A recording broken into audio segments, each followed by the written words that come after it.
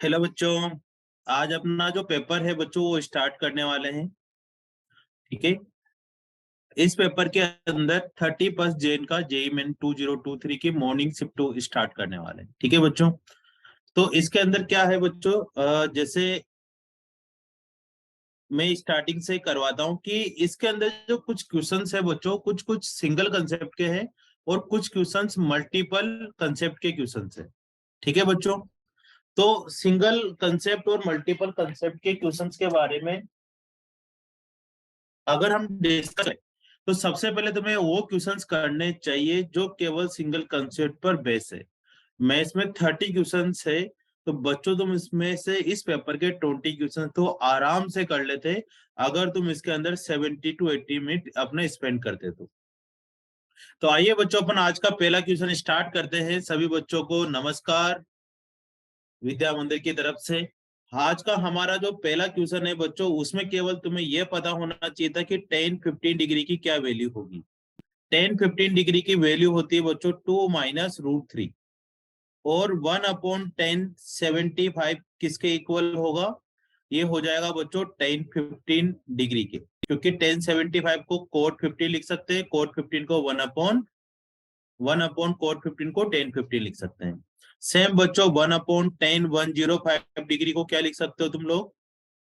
Minus का coat 15 degree, coat 15 को लिख दोगे -10-15 डिग्री।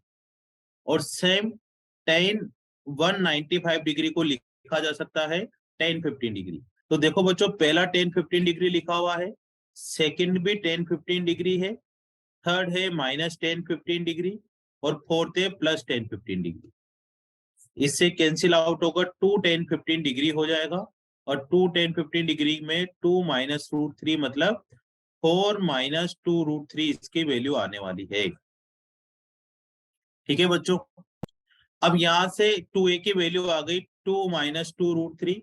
तो बेसिकली इन दोनों को इक्वल कर देंगे तो a की वैल्यू कितनी आ जाएगी? 2 - √3। अब a प्लस 1/a निकाल लेंगे तो 2 - √3 और 1/2 - √3। इसका अगर हम रेशनलाइजेशन कर देंगे बच्चों तो फाइनली आंसर हमारे पास कितना आने वाला है? 4। तो पहला आंसर आ चुका है बच्चों आज का अपना फोर्थ वाला आंसर। ठीक है। ये क्वेश्चन बहुत ही इजी रहा होगा सभी बच्चों के लिए। बस क्या होता है बच्चों, तुम्हें सिलेक्ट करने होंगे कि कौन से क्वेश्चन आसान है कौन से टफ है।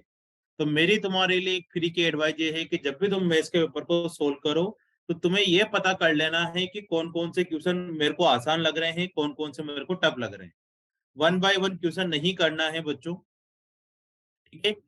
तो अब हमारे पास क्या है बच्चों, सेकंड क्वेश्चन उठाते हैं। एक डाइस है, उसके बाद 6 फेस होते हैं, उस पर कुछ पॉजिटिव वैल्यू लिखी हुई है, कुछ नेगेटिव वैल्यू लिखी हुई है और कुछ जीरो वैल्यू लिखी हुई है। एक डाइस को 5 बार थ्रो करते हैं तो product of outcome is positive. उन 5 बार जो डाइस का प्रोडक्ट किया जाए वो पॉजिटिव आना चाहिए।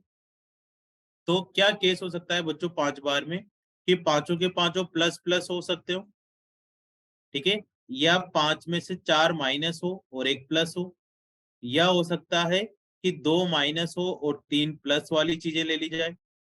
तभी ही प्रोडक्ट करने पर क्या आ रहा होगा? पॉजिटिव आ रहा होगा। इसके अलावा और कोई केस नहीं बन सकता कि प्रोडक्ट करने पर पॉजिटिव आए। अब बच्चों यहाँ पर पॉजिटिव आने वाली प्रोबेबिलिटी क्या होगी? प्लस आने की।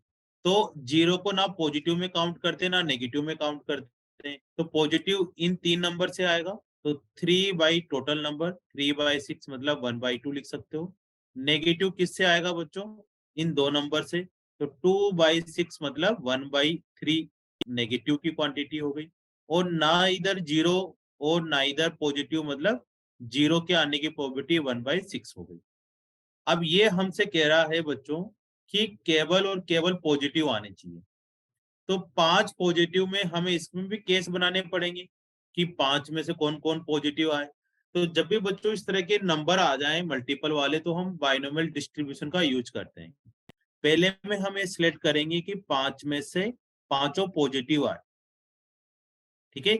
तो इसका मतलब है कि नेगेटिव जीरो आनी चाहिए। तो नेगेटिव की प्रोबेबिलिटी जाएगी 1/3 की पावर 0 और पॉजिटिव की क्या हो जाएगी 1/2 की पावर 5।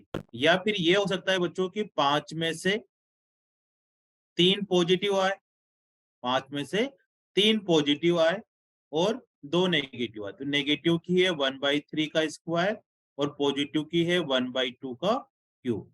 या हो सकता है बच्चों कि 5 में से 1 पॉजिटिव आए और 4 नेगेटिव आए, तो नेगेटिव की पॉजिटिव हो जाएगी 4 नेगेटिव की 4 और पॉजिटिव की 1/2 की पावर 1। तो बच्चों ये हमारे पास एक केस बना। अब तुम अगर इसको सोल्व करते हो फाइनली, तो इसका आंसर आएगा 521/2592, इसका आंसर आ जाएगा। ठीक है बच्चों, तो तुम इसको आराम आराम से सोल्व कर लेना। ठीक है, सिंपल सिंपल ही मैं तुम्हें थोड़े थोड़े हिंट बताता जा रहा हूँ, जो बिल्कुल लगेगा कि नहीं ये तो ज्यादा करना चाहिए, तो उसको मैं डीपली भी सोल्व कर दूंगा। कर लोगे ना बच्चों सेकंड वाला? कहीं भी प्रॉब्लम आए तो तुम पूछ सकते हो, अपने टीचर से पूछ सकते हो, कमेंट डालकर भी पूछ सकते हो कि सर मेरे को नहीं आया है तो इसको दोबारा से एक्सप्लेन कर दो। अब थर्ड वाला हम करने वाले हैं बच्चों। थर्ड वाले में हाँ लॉग का क्वेश्चन बड़े दिनों बाद आया है। तो देखो बच्चों इसमें क्या करना है, कोट एक्स को लिखना है, कोट एक्स को लिखना है cos x upon sine x. ठीक है, और यहाँ पर कितना आ जाएगा कोस एक्स प्लस 4 log 10 को लिख दो sine upon cos upon sine x equal to 1। अब इसमें log की प्रॉपर्टी लगा दो, log कोस एक्स, थोड़ा सा स्मार्ट तरीके से करते हैं जल्दी हो जाएगा। इसमें log m बाई n की प्रॉपर्टी लगाएंगे तो log m minus log 1 log n, तो log cos x कितना हो जाएगा 1 और log sin x upon cos x base cos x आ जाएगा। प्लस सेम इसमें भी यही कर लेंगे बच्चों, साइन अपॉन कोस की प्रॉपर्टी लगा देंगे तो log साइन बेस साइन तो 1 हो जाएगा और log cos x upon sorry base sine x आ जाएगा। अब ये एक दूसरे में ही चेंज हो सकते हैं बच्चों, तो यहाँ पर लिख दो, इसको मैं ए की तरह ट्रीट कर रहा हूँ +4 और इसको लिख देंगे 1 माइनस 1/a। एक log की प्रॉपर्टी होती है कि log a बेस b हो तो उसको 1 upon log b base a लिख सकते हैं, तो 1 अपॉन लिखकर इसको ए की तरह ट्रीट कर लेंगे। इक्वल टू 1 आ गया, 1 से 1 कैंसिल आउट हो गया, इसका एलसीएम ले लेंगे तो -a + 4a - 4a square equal to 0। तो यहाँ से 4a स्क्वायर बेसिकली 3a के इक्वल हो जाएगा, a से a भी कैंसिल आउट हो जाएगा, तो यहाँ पर 4a इक्वल टू 3 आ जाएगा। तो 4, ठीक है बच्चों, 4 a की वैल्यू क्या लेट करी थी अपन ने log sin x, ये समझ में आ रहा है तुम लोगों के? यहाँ पर एक बार थोड़ा सा और, यहाँ पर थोड़ा गड़बड़ हो गया है कैलकुलेशन में, एलसीएम लेने में थोड़ी सी गड़बड़ होगी ना, वापिस से करते हैं। क्या हुआ, यहाँ पर एलसीएम लिया तो यहाँ -a square plus 4a minus 4 ये आएगा वो, तो ये माइनस कॉमन लेंगे तो a -2 का स्क्वायर हो जाएगा, तो a इक्वल टू 2 आ जाएगा। a का मतलब हो गया log sin x base cos x is equal to 2। अब एक और log की प्रॉपर्टी होती है कि log a बेस b हो तो इसको हम ऐसे लिख सकते हैं log a divided by log b। यहाँ पर बेस कुछ भी लिख दो, सेम सेम लिखना है बस, तो सेम यहाँ पर लिख लेंगे log sin x upon log cos x, upon में जो log cos x आ रहा है उधर ले जाकर मल्टीप्लाई कर दो तो log cos x हो गया।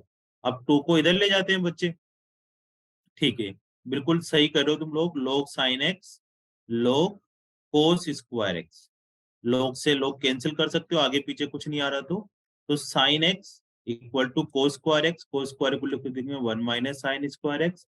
अभी एक साइन स्क्वायर में क्वाड्रेटिक इक्वेशन बन गई। ठीक है बच्चों, तो यहाँ से तुम साइन एक्स की जो वैल्यू निकालोगे वो आएगी -1 प्लस माइनस √5/2। अब x की वैल्यू 0 से π/2 फर्स्ट क्वाड्रेंट में आ रही तो माइनस लेंगे हम लोग तो ओवरऑल माइनस हो जाएगा, तो वो तो फिर फर्स्ट में नहीं आएगा, इसलिए यहाँ पर माइनस का साइन ना लेकर अपन कौन सा साइन लेंगे, प्लस वाला साइन लेंगे। तो बच्चों प्लस वाला जैसे ही तुम इसका साइन लेते हो तो log की जो फाइनली वैल्यू आ रही होगी वो कितनी आ रही होगी, -1, साइन एक्स की क्या वैल्यू आ रही होगी -1 प्लस √5/2। तो यहाँ से कंपेयर कर लेते हैं साइन इनवर्स एक्स की, तो एल्फा आ जाएगा -1 और बीटा आ जाएगा 5। अब यहाँ से एल्फा प्लस बीटा निकालेंगे तो कितना आंसर आ जाएगा 4। इसका आंसर आ रहा होगा बच्चों 4 आंसर। ठीक है, चलो बहुत बढ़िया। अब नेक्स्ट करते हैं हम लोग। ये वाला क्वेश्चन भी काफी अच्छा है, इसको भी क्लास में करवाते हैं। ठीक है, लेकिन इसमें क्या होता है कि कुछ कुछ फंक्शंस याद करवा दिए होंगे तुम लोगों को, लेकिन उन फंक्शनों का तो यूज करना ही है, लेकिन अलग तरीके से कैसे निकाला जाता है ये भी तुम्हें आना चाहिए। तो बच्चों इस तरह के क्वेश्चन में सबसे पहले एक्स की वैल्यू तुम्हें ना 0 0 पुट करनी होती है या इक्वल इक्वल पुट करना होता है, एक्स और वाई को इक्वल करना होता है। तो दोनों को अगर मैं इक्वल पुट करके 0 कर देता हूँ तो f of 0 is equal to f of 0 into f of 0। तो यहाँ से एफ ऑफ 0 को सोल्व करने पर दो आंसर आएंगे, एक 0 आएगा और एक 5 आएगा। लेकिन एफ की जो रेंज है वो 0 से इन्फिनिटी तक है, मतलब 0 को इंक्लूड नहीं करना, मतलब एफ ऑफ 0 की वैल्यू 0 तो नहीं आ सकती, एफ ऑफ 0 की वैल्यू 5 आ जाएगी। ठीक है बच्चों, तो एक चीज तो क्लियर हो गई कि एफ ऑफ 0 की वैल्यू 5 आने वाली है। अब दूसरा केस उठाते हैं। ठीक है, दूसरा केस कौन सा उठाएं हम लोग? दूसरा केस उठाते हैं बच्चों 3 पर लेके चलते। ठीक है, या 2 पे उठा लो कि x और y की वैल्यू 1 1 पुट कर दी, x और y 1 है, तो f of 2 is equal to f of 1 का स्क्वायर, और एफ ऑफ 2 फाइनली किसके इक्वल हो रहा है? एफ ऑफ 1 के स्क्वायर डिवाइडेड बाई 5 के इक्वल हो रहा है। अब x की वैल्यू 1 पुट कर दो, y की वैल्यू 2 पुट कर दो, तो एफ ऑफ 1 प्लस 2 3 हो जाएगा बच्चों यहाँ पर, और यहाँ पर इधर कितना आ रहा होगा? F of 1 F of 2 divided by 5। F of 2 की वैल्यू यहाँ से पुट कर दो, तो एफ ऑफ 1 का क्यूब आ जाएगा डिवाइडेड बाई 5 इंटू 5। अब एफ ऑफ 3 की वैल्यू हमें गिवन है 320 320, तो यहाँ से एफ ऑफ 1 की वैल्यू निकाल लेंगे, ये 5 इंटू 5 हो गया, एक और 5 यहाँ लिख दो बच्चों, तो ये हो जाएगा 64। तो इसका क्यूब निकालने पर तुम्हें समझ में आया होगा कि 5 इंटू 4 20 आ जाएगा। इसका मतलब है बच्चों एफ ऑफ 1 की वैल्यू 20 आ गई। ठीक है, अब यहाँ पर 1 की वैल्यू पुट करेंगे तो एफ ऑफ 2 की वैल्यू आ जाएगी 20 का square divided by 5। F of 3 की वैल्यू हमें गिवन है ही सही 320, तो कहाँ तक वैल्यू निकालनी है? 0 से लेकर 5 तक निकालनी है। F of 0, F of 1, F of 2, F of 3। अब एफ ऑफ 4 निकाल लेते हैं, तो एफ ऑफ 4 भी निकालना आसान ही है। अब x की जगह पर क्या पुट कर देंगे बच्चों? इसमें 1 पुट कर दो या 3 पुट कर दो, F of 1 into f of 3, और जो ये 5 है इसको उठा के इधर ले जाओ नीचे, 5 आ जाएगा। एफ ऑफ 1 पता है हमें 20 इंटू 320 डिवाइडेड बाई 5, इससे 4 से कैंसिल हो गया, तो 0 8 1280। एफ ऑफ 5 की वैल्यू क्या हो जाएगी बच्चों? F of 1 into f of 4 divided by 5, F of 1 20 into f of 4 1280 divided by 5, 4 से कैंसिल, तो ये आ गया 0 2 8 और एक 11, 11 और 4 11 हो गया, 4 5 520। अब बच्चे इन सभी लोगों का अगर हम सम करते हैं तो हमारा क्या आंसर आ रहा होगा इसके अंदर?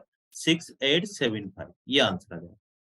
इसका इसका इसका इसका और इन दोनों का सम करोगे तो ये आंसर आ रहा होगा। ठीक है, चलो नेक्स्ट क्वेश्चन पे चलते हैं बच्चों। ये लो भाई, नेक्स्ट क्वेश्चन आया है 5th वाला। तो 4th वाले को क्या बोला जाए? देखो फर्स्ट वाला आसान था, सेकेंड वाले में प्रैक्टिस की जरूरत थी, थर्ड वाला इतना डिफिकल्ट नहीं था, लोग वाला आसान ही निकला है। फोर्थ वाले में प्रैक्टिस ही है बच्चों। प्रैक्टिस का मतलब इस तरह के क्वेश्चंस करे हुए होने चाहिए थे, अगर नहीं कर रखे ऐसे तो बिल्कुल छोड़ने में ही सार था, फिर नहीं होने वाला था। अब ऐसे इस क्वेश्चन में बच्चों दो कंसेप्ट का यूज आ रहा है। इस क्वेश्चन में दो कंसेप्ट का क्या यूज आ रहा है? एक तो ग्रेटेस्ट इंटीजर का यूज आने वाला है और एक इंटीग्रेशन है। इसमें थोड़ी सी मिस्टेक है प्रिंटिंग में, मेरे हिसाब से यहाँ पर 0 से 2 या 1 से 2 है ना, एक बार देख लेते हैं। यहाँ 1 से 2 है बच्चों, इसमें थोड़ा सा चेंज कर सकते हैं, यहाँ 1 से 2 है। तो इसमें ना क्या करना है बच्चों, 1 से 2 में तुम्हें देख सकते हो कि इस ग्रेटेस्ट इंटीजर की क्या वैल्यू होगी। तो 1 से 2 में बच्चों ग्रेटेस्ट इंटीजर की वैल्यू इसकी तो 1 से 2 के बीच में 1 आने वाली है, तो बाकी के तो तुम एज इट इज लिख लो, 3 e - 1 अपॉन e 1 से 2 x square e raise to power 1 बस यही करना होता है, क्योंकि ग्रेटेस्ट इंटीजर का इंटीग्रेशन नहीं होता किसी से भी, ना ही डिफरेंशिएशन आता है। तो इनको क्या करना होता है, रिमूव करना होता है। अब देखो एक्स क्यूब को टी ले लेंगे ताकि इसका स्क्वायर यहाँ लिखा हुआ है, तो एक्स क्यूब को अगर हम मैं टी लेता हूँ बच्चों, तो यहाँ पर x square d x is equal to d t by 3 हो जाएगा। ठीक है ना, 3 एक्स स्क्वायर का 3 इधर चला जाएगा, तो यहाँ लिख देंगे 3 e minus 1 by e integration x square d x मिलकर तो डी टी बाई 3 हो जाएगा, ई की पावर 1 इंटू, इनको भी अलग अलग कर लो, ई की पावर टी। ठीक है, इन दोनों को अलग अलग कर दिया। अब x की वैल्यू 1 पुट करेंगे तो 1 और 2 पुट करेंगे तो 8। अब देखो बच्चों यहाँ से कौन कौन कैंसिल हो रहा है, एक ई से कांस्टेंट ई कैंसिल हो गया, 3 से 3 कैंसिल हो गया।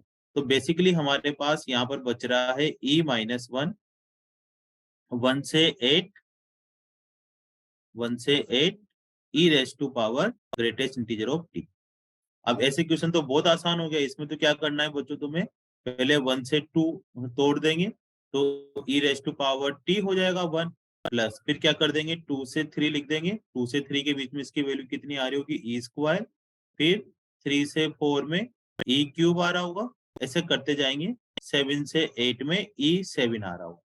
अब बच्चों ई माइनस 1 तो तुम बाहर निकाल लो, अब इसका इंटीग्रेशन करोगे तो ई आ जाएगा, इसको सोल्व करोगे तो ई स्क्वायर आ जाएगा, फिर ई क्यूब आ जाएगा, ऐसे ई 7 तक आने वाला है।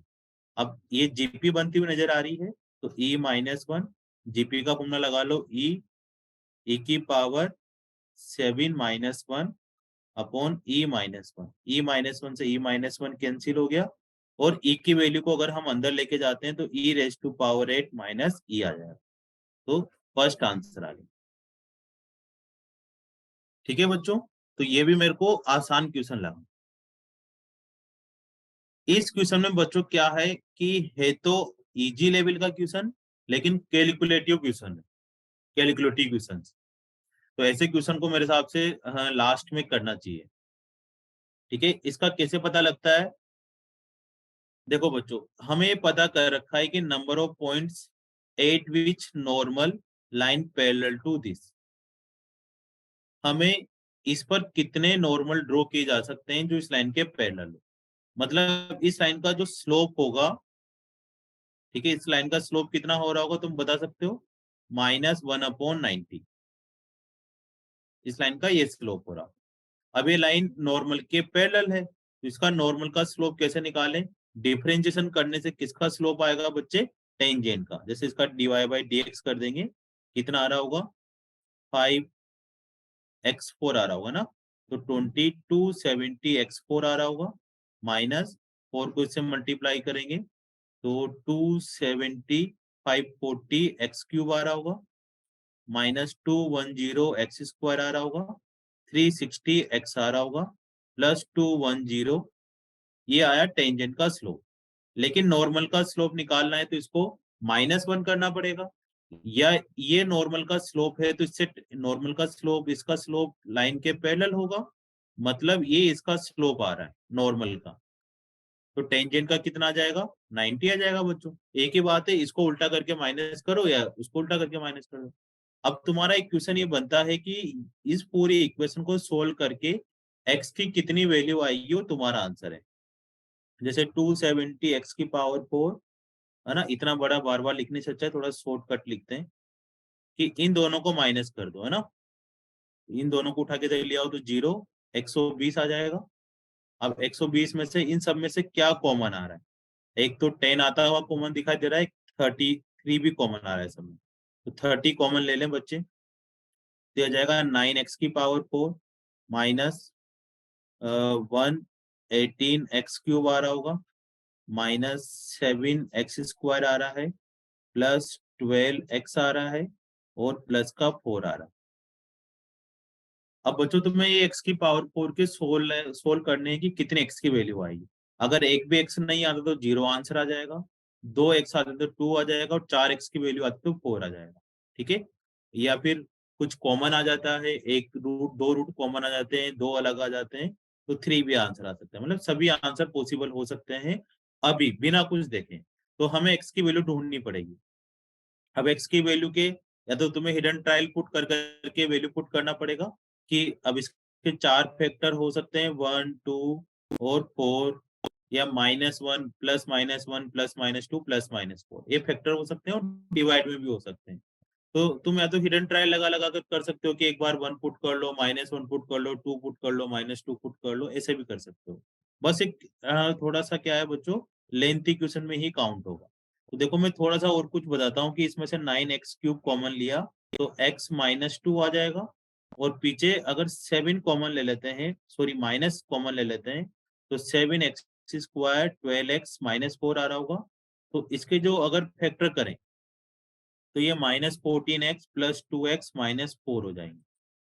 ठीक है बच्चों, तो 9x³ x -2 minus 7x x -2 + 2x -2, तो x -2 तो एक फैक्टर आता हुआ नजर आ रहा है मेरे को, x -2 9x³ -7x + 2 equal sorry -2 = 0, और दूसरा फैक्टर x = 1 पुट कर देते हैं।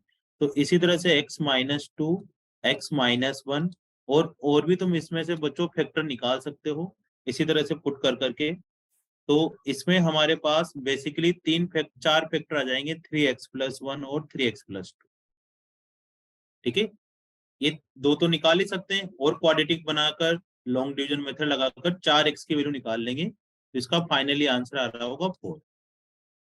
ठीक है बच्चों, चलो नेक्स्ट क्वेश्चन की तरफ करते हैं, चलते हैं नेक्स्ट में। ये क्वेश्चन भी बड़ा बड़ा उलझन वाला क्वेश्चन है बच्चों, ये तो आसान ही लेकिन लेंथी है ना। तो चलो स्टार्ट करते हैं बच्चों। डी का जो मीनिंग है वो डिटरमिनेंट ऑफ ए है। कोई लॉजिकल क्वेश्चन नहीं है ये वाला। जैसे इसको मल्टीप्लाई कर दिया तो MQ - PN करा, ठीक है, इसको ही डी बोला जा रहा है। ए का जो डिटरमिनेंट आता है उसको डी बोला जा रहा है।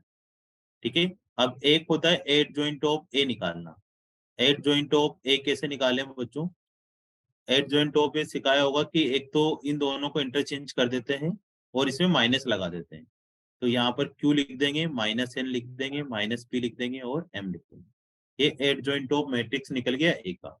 ठीक है, एक ट्रिक टाइप से होता है। अब इसको क्या कहा जा रहा है बच्चों? डी से मल्टीप्लाई करने के लिए बोला जा रहा है। तो डी एड जॉइंट ऑफ ए, तो डी से मल्टीप्लाई करने के लिए हर एलिमेंट से मल्टीप्लाई करना पड़ेगा। ND - PD + MD। अब डी एडजॉइंट ओ को ए में से माइनस करके उसका डिटरमिनेंट निकालना है, ए में से माइनस करना है। तो M - DQ N + ND P + PD और Q - MD, इसका डिटरमिनेंट निकालकर 0 कर देना है। बस इसको सोल्व करना है बच्चों। अब इसको सोल्व करना इतना आसान नहीं है, आसान तो है लेकिन आंसर नहीं मैच करता, बस ये दिक्कत आ जाती है। तो बच्चों इसको मैं तुम्हें सोल्व करवा देता हूँ। ठीक है ना, इन दोनों को आपस में मल्टीप्लाई कर देते हैं।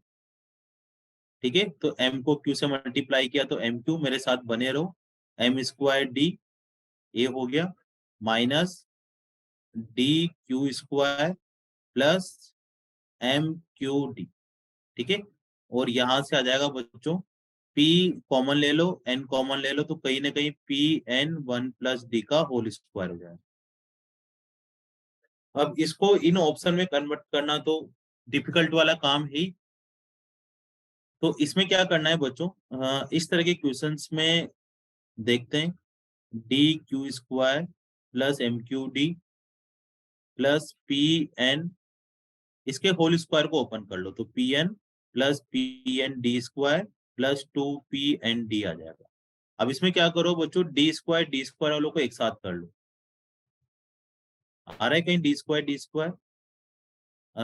यहाँ D² आएगा, इन दोनों को मल्टीप्लाई करेंगे तो MQD² आ जाएगा, तो यहाँ भी MQD। तो इन दोनों को एक साथ लिख लो।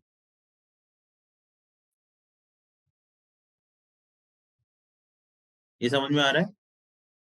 इन दोनों को जब मल्टीप्लाई किया एक आध बच्चे के लिए, सर यहाँ माइनस आएगा है ना, मल्टीप्लाई करेंगे तो माइनस का साइन आएगा, कोई बात नहीं, यहाँ माइनस लगा देते हैं, -PND -2PN। अब देखो इसमें D² को एक साथ लिखेंगे तो बच्चों MQ - PN D² आ जाएगा। अब डी डी वालों को एक साथ करो, जितने भी डी डी वाले हैं सबको एक साथ करो। तो इन सब में माइनस आ रहा है, तो माइनस डी कॉमन ले लिया, तो m square plus q square plus 2pn। ठीक है, अब बाकी क्या बचा, m q minus p n. अब m q minus p n किसके इक्वल है बच्चे, डी के इक्वल, तो यहाँ डी लिख दो। अब यहाँ पर डी आ रहा है, यहाँ डी आ रहा है, यहाँ डी आ रहा है, तो इन सब में से डी कॉमन निकाल लो। ठीक है, और m q minus p n भी किसके इक्वल हो जाएगा, डी के, तो डी क्यूब हो जाएगा, उसमें से एक डी बाहर निकालेंगे तो डी स्क्वायर आ रहा होगा। यहाँ आ रहा होगा बच्चों m square plus q square plus 2pn और प्लस 1। अब डी तो जीरो में चला गया, तो ये डी स्क्वायर प्लस 1 यहाँ पर सेट बैठ रहा है। ठीक है, मैं इसको थोड़ा सा जगह बनाने के लिए रब कर देता हूँ। अब बच्चों देखो, यहाँ से डी तो जीरो में ले जाएंगे, क्योंकि डी जीरो के इक्वल नहीं हो सकता। अब हमारे पास बच रहा है डी स्क्वायर प्लस का 1 पीछे वाला, और इक्वल टू में इसको उठा के दे लेके जाओ, तो m square plus q square plus 2pn। लेकिन यहाँ पर n का कोई नामो निशान नहीं आ रहा, तो n को हटाने के लिए बच्चों में क्या कर रहा हूँ, यहाँ इसमें 2mq ऐड कर रहा हूँ, ताकि ये m प्लस क्यू का होल स्क्वायर बन जाए और 2mq माइनस हो जाए। जैसे ही इसमें से 2 कॉमन लोगे, डी स्क्वायर प्लस 1 ये तो बन गया m प्लस क्यू का होल स्क्वायर, इसमें से -2 कॉमन लोगे तो m q minus p n d के इक्वल हो जाएगा। अब इसको उठा के इधर ले जाओ तो ये हो जाएगा 1 प्लस डी का whole square m plus q का होल स्क्वायर। तो आंसर मैच कर लो, कौन सा आंसर मैच हो रहा है, दोनों होल स्क्वायर आ रहे हैं।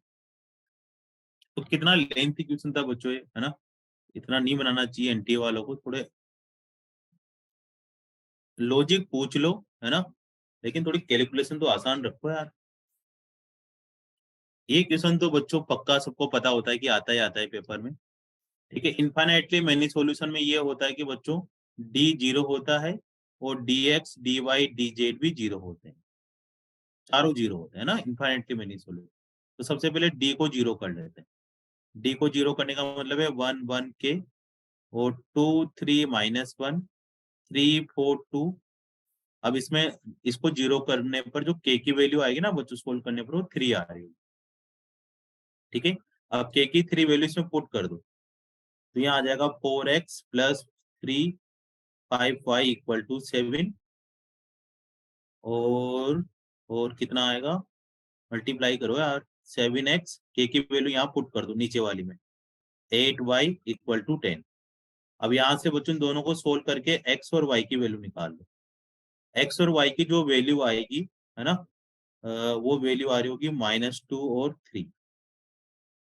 ठीक है, -2 देखिए इसमें पुट करो, -8 प्लस 15, हाँ हाँ मैच करेगा, ये वैल्यू आ रही है। ठीक है, ऐसे कर सकते हो बच्चों, मल्टीप्लाई करके आता है ना, तो इन्वेशन लगा दो। तो -2 और 3 एक सॉल्यूशन निकला, तो यूनिक सॉल्यूशन तो इन दोनों में आ रहा है। अब -2 और 3 किसको सेटिस्फाई करता है, इसको सेटिस्फाई कर रहा है, तो यहाँ पर 3 आंसर आ गया। ठीक है, dx dy dz को जीरो करने वाला कोई काम नहीं आ रहा, क्योंकि बिना उसी के ही हो गया। डन, ये लो बच्चों, ये वाला है क्वेश्चन अपने पास।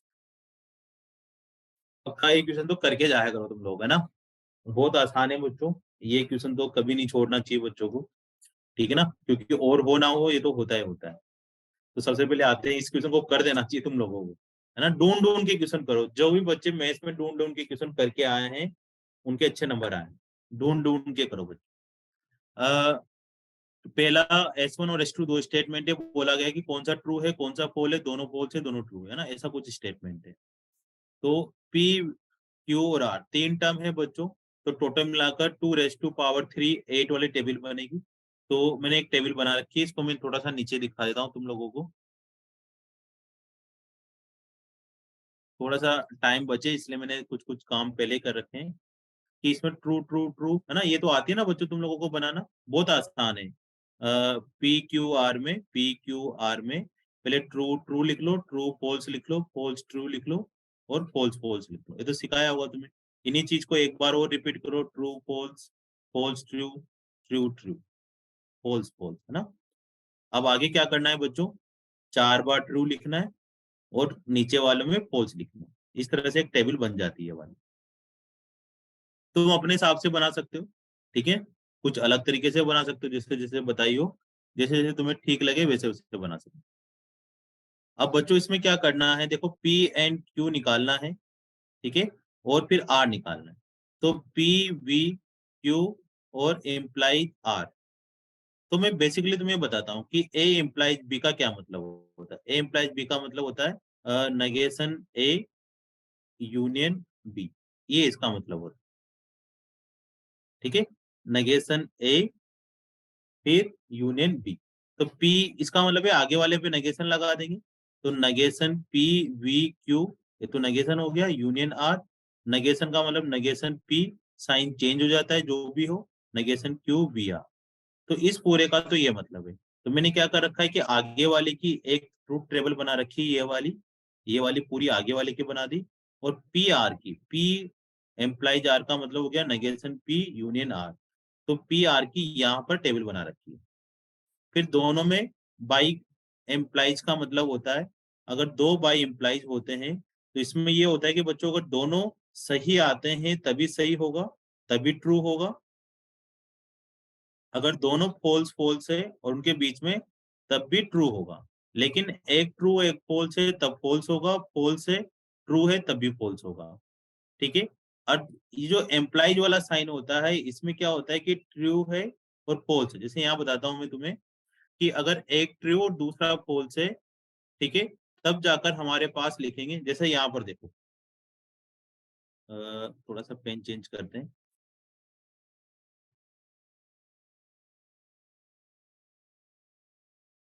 तुम ये वाली चीज तो लिख लोगे ना, नेगेशन पी वाली, ठीक है ना, मतलब इस तरह से नहीं जाना चाह रहा मैं तुम्हें इसके थ्रू करवाना चाह रहा हूँ कि p and q implies r को मैंने इस फॉर्म में लिख लिया। अब यहाँ पर नेगेशन पी का मतलब हो गया ट्रू का फॉल्स लिख देंगे, नेगेशन क्यू का मतलब है ट्रू को फॉल्स लिख देंगे, और दोनों का इंटरसेक्शन निकालेंगे तो फॉल्स आएगा। उस फॉल्स को आर के साथ यूनियन निकालेंगे तो ट्रू आ जाएगा, ठीक है। तो फाइनली इसका आंसर ट्रू आ रहा होगा, समझ में आ रहा है। ट्रू वाले का नेगेशन निकालेंगे तो फॉल्स आ रहा होगा, नेगेशन क्यू वाले का नेगेशन निकालेंगे तो ट्रू का फॉल्स आ रहा होगा, दोनों का इंटरसेक्शन निकालेंगे तो भी फॉल्स आ रहा होगा, और उसका किसके साथ यूनियन करना है, आर के साथ, आर के साथ यूनियन कितना हो रहा होगा, ट्रू। तो फाइनली ट्रू आंसर आ रहा होगा क्योंकि फॉल्स और इसका ट्रू हो रहा है। तो ऐसे करके एक एक टेबल बनानी है बच्चों, ठीक है। अब एक इसकी टेबल बन जाएगी। अब इन दोनों में देखो कि ट्रू ट्रू आ रहा है तो ट्रू हो जाएगा, फॉल्स फॉल्स आ रहा है तभी ट्रू होगा, ट्रू ट्रू आ रहा है तभी फॉल्स होगा। लेकिन यहाँ पर फॉल्स और ट्रू आ रहा है, तो फॉल्स और ट्रू आते ही फॉल्स आ जाएगा। फॉल्स आने का मतलब इस पूरी को हम टोटोलॉजी नहीं बोलेंगे, टोटोलॉजी तभी बोलते हैं जब सब ट्रू आ रहे हैं, ठीक है बच्चों। तो ये S1 तो हो गया कि ये टोटोलॉजी नहीं है। सेम टेबल अपन S2 के लिए बनाएंगे, ठीक है, थोड़ा सा टाइम लगेगा, है ना, लेकिन इस ये एक सबसे बेस्ट तरीका है। फिर एक और तरीका होता है जो कुछ कुछ में लगता है, इसमें भी लग रहा है, वो थोड़ा शॉर्टकट तरीका है, इतना नहीं करना पड़ता, लेकिन उसमें रिजल्ट याद रखने पड़ेंगे। तो मैं जब थोड़ा सा पेपर खत्म हो जाएगा तब उसको बताऊंगा कि उसको कैसे सोल्व करते हैं, ठीक है बच्चों। इसी तरह से तुम्हें S2 का भी निकालना है, पूरा पूरा सोल्व करना है। अब क्वेश्चन नंबर 10 बहुत ही आसान सा क्वेश्चन माना जाए अगर डीप कंसेप्ट पता है तो बच्चों। जैसे एक सर्कल पे तीन टेंजेंट का मतलब हो गया बच्चों कि तीनों टेंजेंट कोई पैरेलल नहीं है, तो एक सर्कल की तीनों टेंजेंट हो गई, तो इसको टेंजेंट बोलो चाहे ट्राइंगल बोलो। ट्राइंगल के अंदर एक सर्कल है और तीनों उसकी टेंजेंट है, तो बच्चों ये इन सर्कल का कुछ रिलेशन लग सकता है, ठीक है।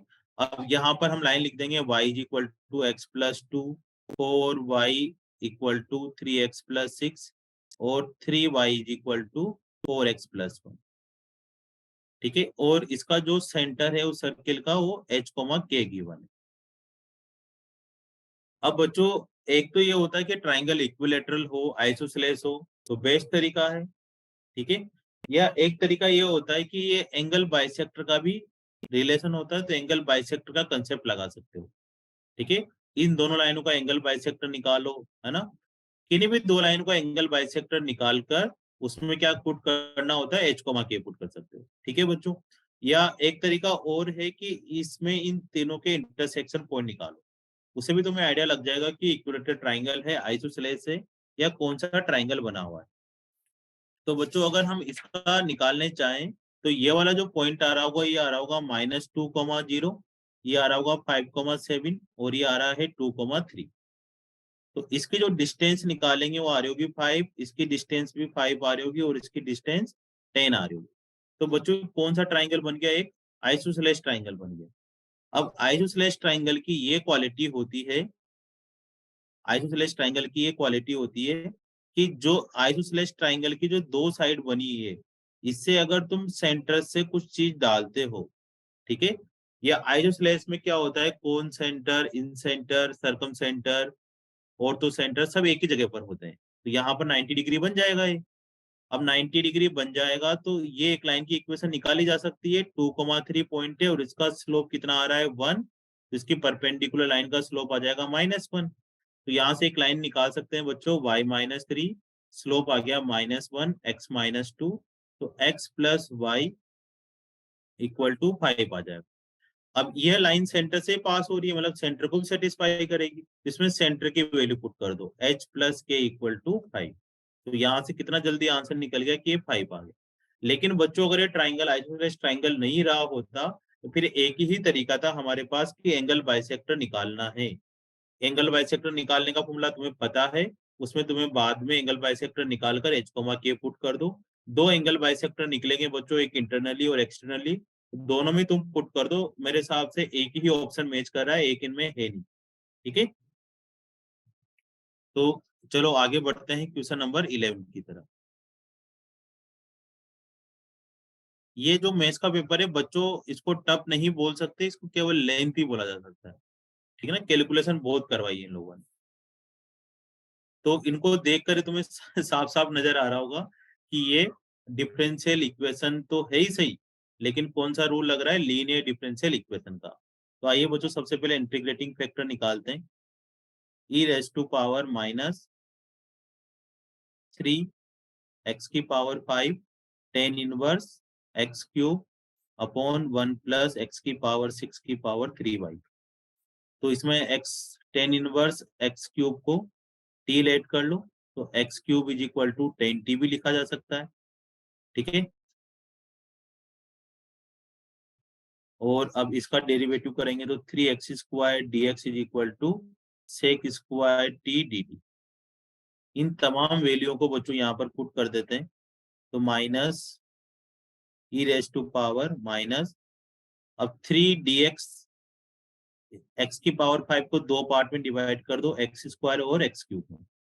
तो मैं थोड़ा सा और अरेंज करके लिखता हूँ, x cube tan inverse x cube 1 plus x की पावर 6 की पावर 3/2 3x² dx। तो 3x² dx की जगह तो sec² t लिख देंगे,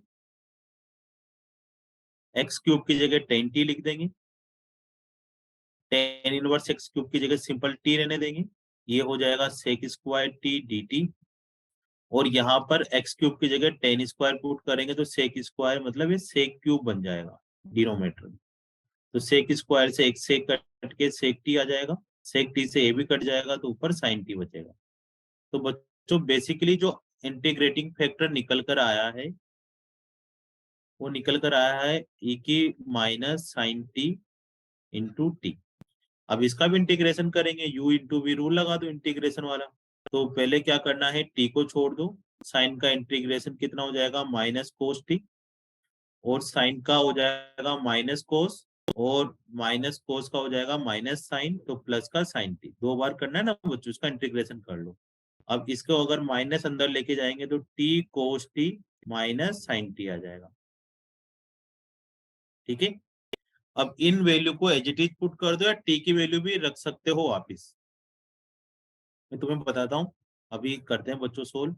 अब y इंटू ई की पावर t आई एफ, ये फॉर्मूला लगाते हैं, cos t minus sine t, y into I F integration I F into Q x, e की power t cos t minus sine t और into 2x exponential. अब बच्चों थोड़ा सा यहाँ पर कैलकुलेटर तरीके से करते हैं।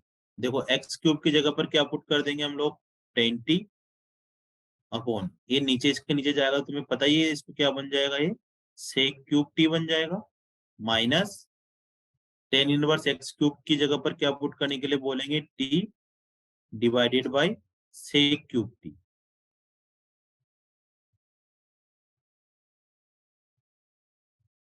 और डीएक्स, पीछे तो डीएक्स ही रहेगा, उसमें कोई चेंज नहीं आने वाला। तो देखो बच्चों, तुम चाहो तो एक्स में भी कन्वर्ट कर सकते हो। अब देखो यहाँ पर किस तरह से इसको मैं यूज करता हूँ, y is equal to e raise to power t की जगह पर क्या लिख सकते हैं अपन, अभी इसको यही रहने दो ना, अभी सोल्व करते हैं। देखो और थोड़ा सिंप्लीफाई तरीके से करवा दूंगा मैं। अब ये सेक टेन टी और यहाँ पर कितना आ रहा है, सेक क्यूब टी।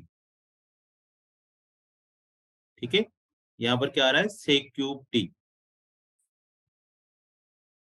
इसको सोल्व करते हैं, वैल्यू सही से पुट करिए, एक बार देख लेते हैं। यहाँ पर रूट वन प्लस तो कितना हो जाएगा, सेक स्क्वायर है ना, यहाँ पर थोड़ा सा ये गड़बड़ हो गया, सेक क्यूब की जगह पर सेक टी ही आने वाला है। यहाँ पर भी सेक टी आने वाला है ना, मैंने इधर वाला लिख दिया, पावर 3/2 थी, जबकि यहाँ पर पावर कितनी है, केवल रूट रूट ही लिखी हुई है।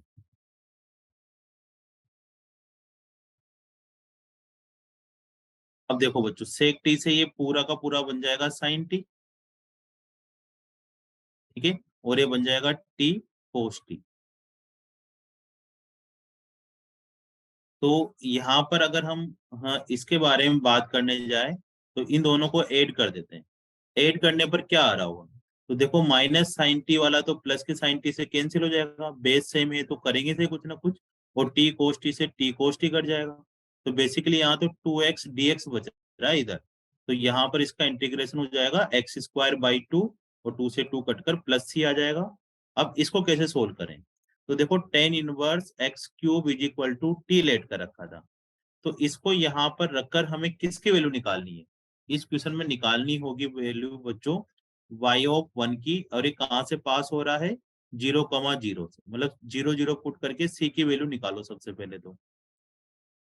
तो x की वैल्यू अगर 0 पुट करते हैं बच्चों, तो t भी कितना आ जाएगा, 0 आ जाएगा। ठीक है, तो यहाँ पर t 0 है, cos 0 है, 0 है, मतलब पूरा 0 हो जाएगा, t की वैल्यू 0 पुट करते हैं। और y भी 0 है, तो 0 × 0, और cos की वैल्यू भी 0 हो गई, इसका मतलब है c की वैल्यू तो 0 आ गई। तो हमारे पास जो फंक्शन आने वाला है वो e की power t cos t minus sine t equal to x square आया। अब ये कह रहा है कि x is equal to one put करने पर y कितना आएगा, तो सबसे पहले वन पुट करने पर t कितना आएगा, वन पुट करने पर t आ जाएगा tan inverse one pi by four. तो यहाँ पर t की वैल्यू पुट कर दो, pi by four into cos t one by root two minus one by root two और वन। अब बच्चों इसको सोल्व करना है तुम्हें, तो इसको सोल्व करके जो भी आंसर आए उस पर टिक लगा देना। ठीक है, इसका आंसर ए की e raise to power four minus ये वाला आंसर आ रहा है, इसका सेकेंड आंसर आ रहा है। ठीक है, कर लेना, बस डिवाइड ही करना है। अब ये क्वेश्चन बच्चों आसान कैटेगरी का क्वेश्चन है ना, इसको इजी लेवल में काउंट किया करना चाहिए। हमारे पास क्या है कि alpha beta gamma o x o y z से एंगल बनाए गए हैं, और OP is perpendicular to the plane, एक प्लेन है उसकी परपेंडिकुलर लाइन। तो बच्चों सबसे पहले प्लेन की इक्वेशन निकाल लेते हैं। प्लेन की इक्वेशन आती तुम लोगों को निकालना, कि तीन पॉइंट गिवन हो तो प्लेन की इक्वेशन कैसे निकालते हैं। पहले एक पॉइंट को एक्स वाई जेड में से माइनस कर देते हैं, मान लो वो एक पॉइंट कौन सा ले लिया, वन टू थ्री, उसको एक्स वाई जेड में से माइनस करते हैं, और उसी पॉइंट को बाकी दो पॉइंटों में से भी माइनस करा जाता है। तो बाकी दो पॉइंटों में से माइनस करो बच्चों, देखिए कितना आता है, वन टू थ्री को टू में से माइनस करेंगे तो वन आ रहा होगा, टू को थ्री में से माइनस करेंगे तभी वन आ रहा होगा, थ्री को फोर में से माइनस करेंगे तभी वन आ रहा होगा, वन टू थ्री को वन में से माइनस करेंगे तो जीरो, फोर, और टू में से माइनस करेंगे, फाइव में से टू माइनस करेंगे तो थ्री, और एक फोर आ रहा होगा। अब बच्चों तुम्हें इसको सोल्व करके क्या पता करना है,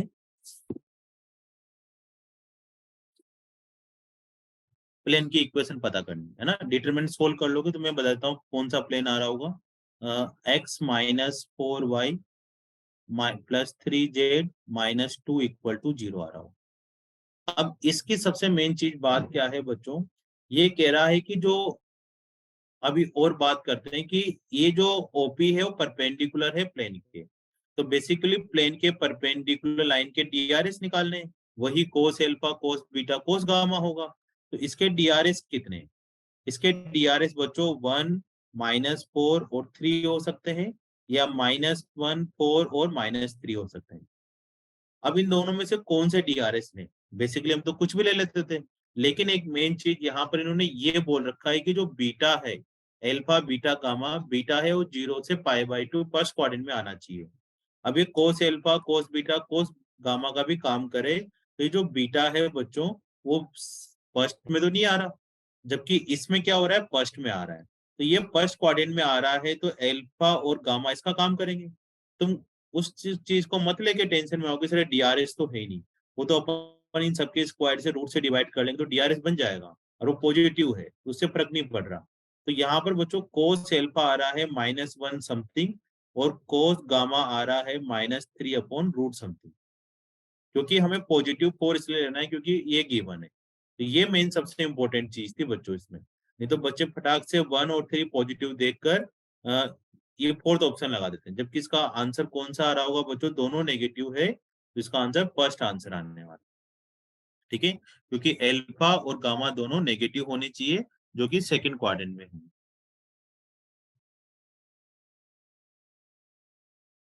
अब बच्चों हम करने वाले हैं 13 नंबर का क्वेश्चन। ठीक है, आसान ही क्वेश्चन है ये भी, काफी बार टीचर करवाते हैं क्लास में। ए एन बस तुम्हें इसका फैक्टर करने हैं, तो इसके जो फैक्टर होंगे बच्चों, 4n² minus 10n minus 6n plus 15। तो फाइनली इसके जो फैक्टर हो रहे होंगे बच्चों, वो कर सकते हो ना, इसमें यहाँ पर कॉमन ले लो, यहाँ पर कॉमन ले लो, तो 2n-1 आ रहा होगा एक, तो 2n-3 और 2n-5 और -2 पर लिखा हुआ, ये फैक्टर हो जाएंगे। अब फैक्टर होने के बाद बच्चों क्या करना होता है, यहाँ पर इस तरह से लिखना है, इनको अलग अलग लिख दो, 2n-3 और 2n-5, और फिर से एलसीएम लेकर देखो कि ऊपर कितना आ रहा है। अगर ऊपर -2 आ जाए तो बेटर है, नहीं आता है तो उसको सेटिंग बिठानी पड़ेगी किसी से मल्टीप्लाई डिवाइड करके।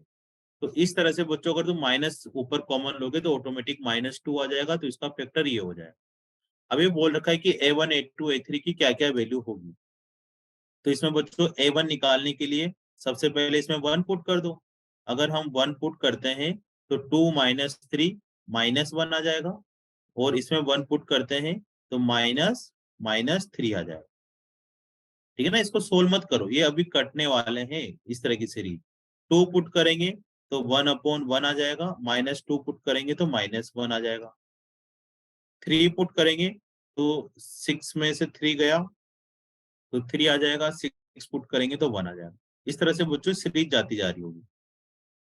अभी तुम देखो कि -1 वाला पोर्शन +1 से कैंसिल हो जाएगा।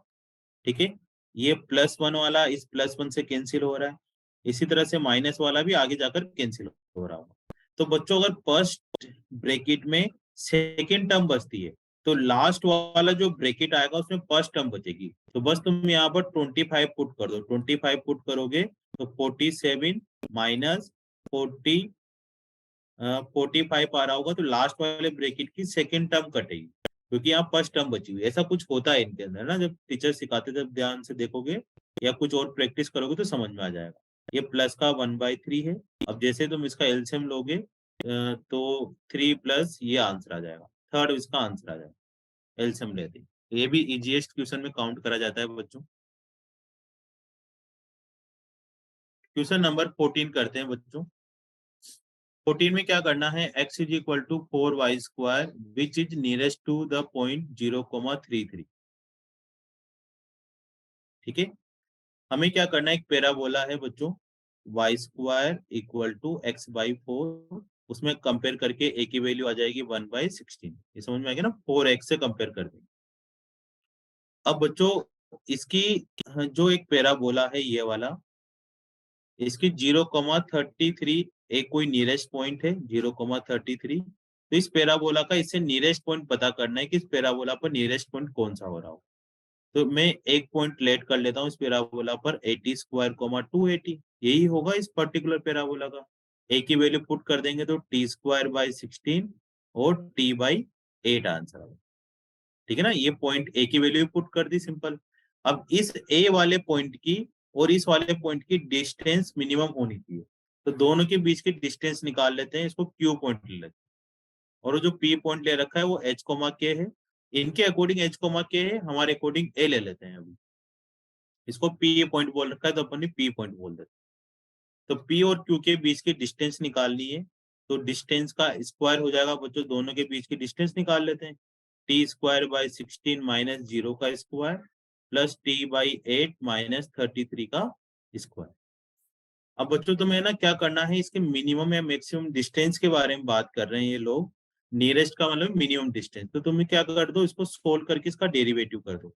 जैसे पहले इसको अपन सोल्व कर लेते हैं, तो ये 64 हो जाएगा, नहीं 256 हो जाएगा, कैलकुलेशन ध्यान से करें।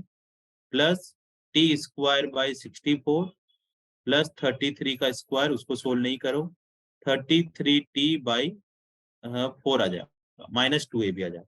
अब बच्चों जब तुम इसका डेरिवेटिव करोगे ना dt के रेस्पेक्ट में, तो 4t³ upon 256 plus 2t by 64 और ये 0 हो जाएगा, और माइनस 33/4, तो इसको तुम 0 कर दो। ठीक है, अब इसको 0 करके यहाँ से t की वैल्यू निकालो। ठीक है, मैंने निकाली भी हुई है। टी की जो हाँ वैल्यू आएगी बच्चों, 8 वाली वैल्यू आ रही होगी और बाकी दो वैल्यू नहीं आ रही होगी। ठीक है, अभी तुम्हें एलसीएम लेकर सोल्व करने से पता लग जाएगा कि किस तरह से अपन इनकी वैल्यू निकाल। अब जैसे टी की वैल्यू आई बच्चों, तो तुम यहाँ पर टी की वैल्यू पुट कर दो, तो 64 पुट करोगे तो 4,1, ये सबसे नियरेस्ट पॉइंट हो गया पीक, जो क्यू के सबसे नियरेस्ट पॉइंट है। अब इस नियरेस्ट पॉइंट की डिस्टेंस पी से बच्चों और डायरेक्ट्रिक्स से डिस्टेंस पता करनी है, तो इसकी डायरेक्ट्रिक्स कैसे निकाली जाए, तो 4x प्लस 4y है, तो y square minus 4y is equal to 4x हो गया। इसमें +4 ऐड कर दो, तो y माइनस 2 का स्क्वायर और 4x+1। तो बच्चों इसकी डायरेक्ट्रिक्स तुम्हें पता ही है कि x माइनस a प्लस 1 होगी, और इसका a कितना आ रहा है 1, कंपेयर करने पर सॉरी -1 होगी, तो ये -2 आ जाएगा। तो डिस्टेंस -2 है, 4,1 से डिस्टेंस निकालेंगे तो कितनी आ जाएगी 6। 4,1 और -2 कॉमा कुछ भी ले लो, है ना, जैसे मैं समझाता हूँ तुम्हें कि एक पॉइंट है 4,1, है ना, फर्स्ट क्वाड्रेंट में, और x इज इक्वल टू -2 है। अब -4,2 की इससे डिस्टेंस पता करनी, तो बेसिकली ये डिस्टेंस पता करनी है, तो यहाँ पर ये भी 1 आ रहा होगा, -2,1 पॉइंट आ रहा होगा, तो -2 तो यहाँ से यहाँ तक की होगी, 4 यहाँ से यहाँ तक की होगी, तो टोटल डिस्टेंस कितनी हो जाएगी 6 हो जाएगी।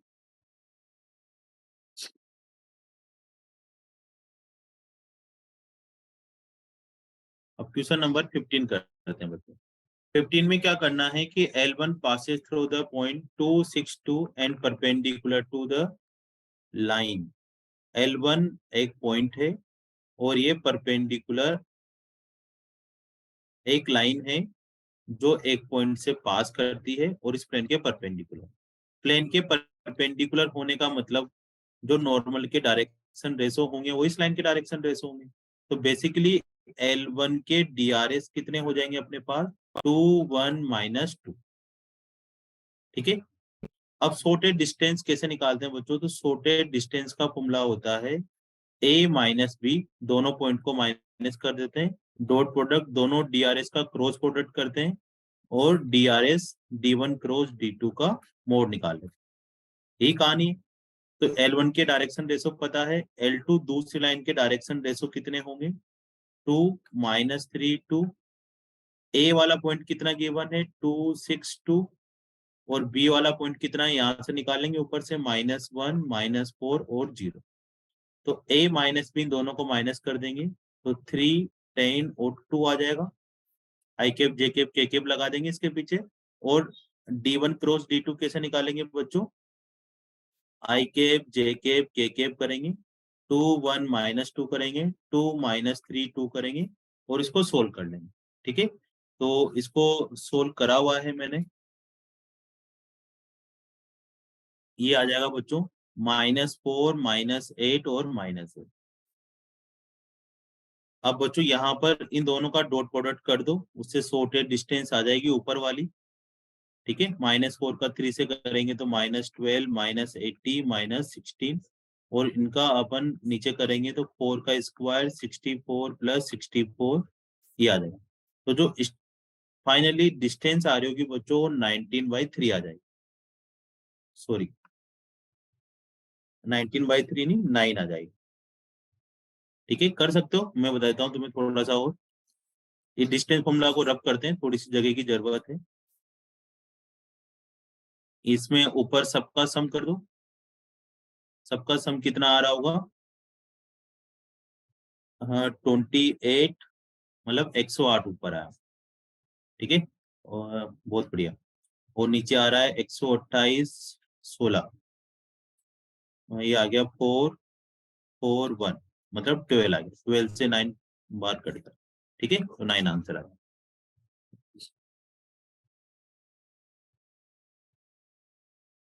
तो ऊपर वाला भी इजी क्वेश्चन था बच्चों, है ना। अपन ये भी डिस्कस करते चल रहे हैं साथ के साथ कि कौन सा इजी कौन सा मुश्किल लग रहा है। अब इसमें एक स्ट्रेट लाइन है जो ओए और ओबी पर कट करती है। ओ यहाँ पर है, ओए और ओबी पर कट करती है, और पॉजिटिव एक्स एक्सिस से 30 डिग्री का एंगल बनाती है। ये 30 हो गया तो एक्स एक्सिस से कितना बनाएगी? 60 डिग्री का बना देगी। तो तुम लोगों ने एक नॉर्मल लाइन पढ़ी होगी,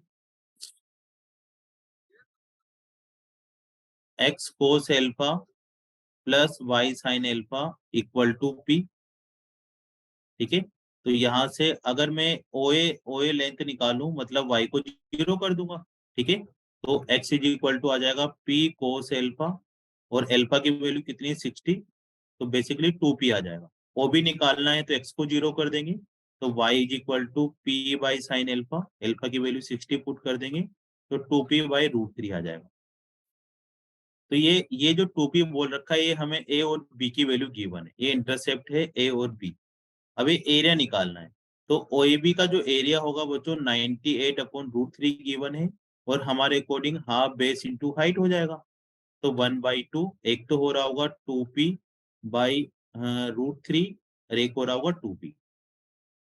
तो √3 से √3 कैंसिल हो जाएगा, 2 से 2 कैंसिल हो जाएगा, और सॉरी, ये √3 से ये √3 टाइम्स, √3 से √3 टाइम्स, और 2p से कट जाएगा 49 टाइम्स। तो 49 इज इक्वल टू p² आ जाएगा, तो p की वैल्यू आ रही होगी 7। अब p7 आते हैं, ए और बी की वैल्यू निकल गई। ए की वैल्यू आ गई 14, और बी की आ गई 14/√3। अब इन दोनों का स्क्वायर करके माइनस करना है। कर लोगे स्क्वायर? 14 का स्क्वायर माइनस 14 का स्क्वायर अपॉन 3। 14 का स्क्वायर कॉमन ले लेंगे तो 2/3 आ जाएगा। अब बाकी काम तुम लोग को करना है, तो इसका आंसर आ जाएगा 392/3 आंसर है।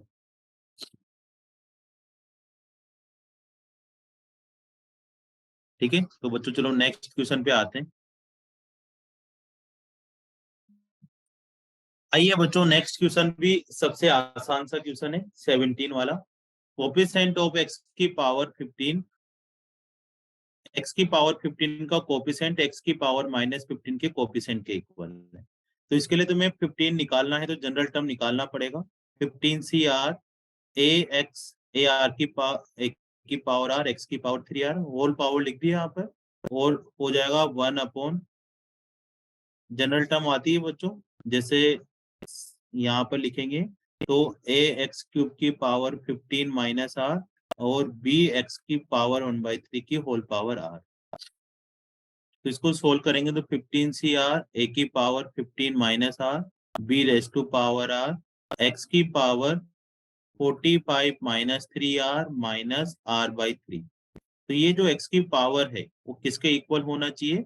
15 के इक्वल होना चाहिए। किसके इक्वल होना चाहिए? 15 के इक्वल होना चाहिए। तो यहाँ से सोल्व करेंगे बच्चों हम लोग, तो r की वैल्यू कितनी आ रही होगी?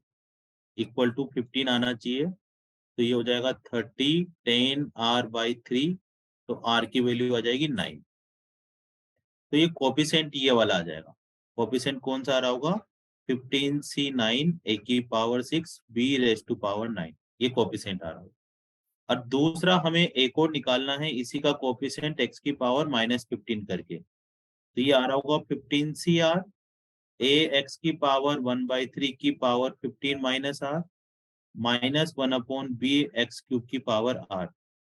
तो बच्चों यहाँ पर इनको सबको अलग कर दो, 15 CR a की पावर 15 माइनस r और 1/-b की पावर r, और इसकी पावर 1/3 करेंगे तो x की पावर 15 माइनस r/3 और ये हो जाएगा -3r। इस पूरे को किसके इक्वल करना है, -15 के। तो यहाँ से सोल्व करके जो r की वैल्यू आ रही होगी बच्चों 6 आ रही होगी। ठीक है, तो यहाँ पर आ जाएगा 15C6 a की पावर 9 और b की पावर 6।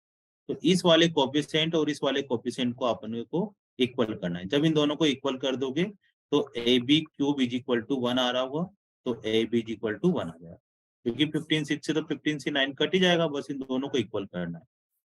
ठीक है, तो ab इज इक्वल टू 1 आ जाएगा।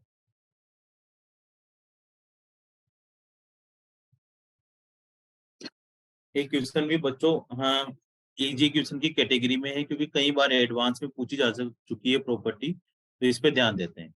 देखो, 1 + x की पावर 500 की 500 है, उसमें 301 कोफिशिएंट कैसे निकालें? तो इसमें निकाल सकते हैं बच्चों 500C 301। ठीक है, अब 49 में कितना निकालना है, 300 ही निकालना है, क्योंकि x की पावर 1 तो ऑलरेडी है, तो यहाँ पर आ जाएगा 49C 300। एक्स स्क्वायर है तो इसमें से कौन सा निकालेंगे, 299, क्योंकि 299 और 2 मिलकर 301 हो जाएगा, तो 498C 298।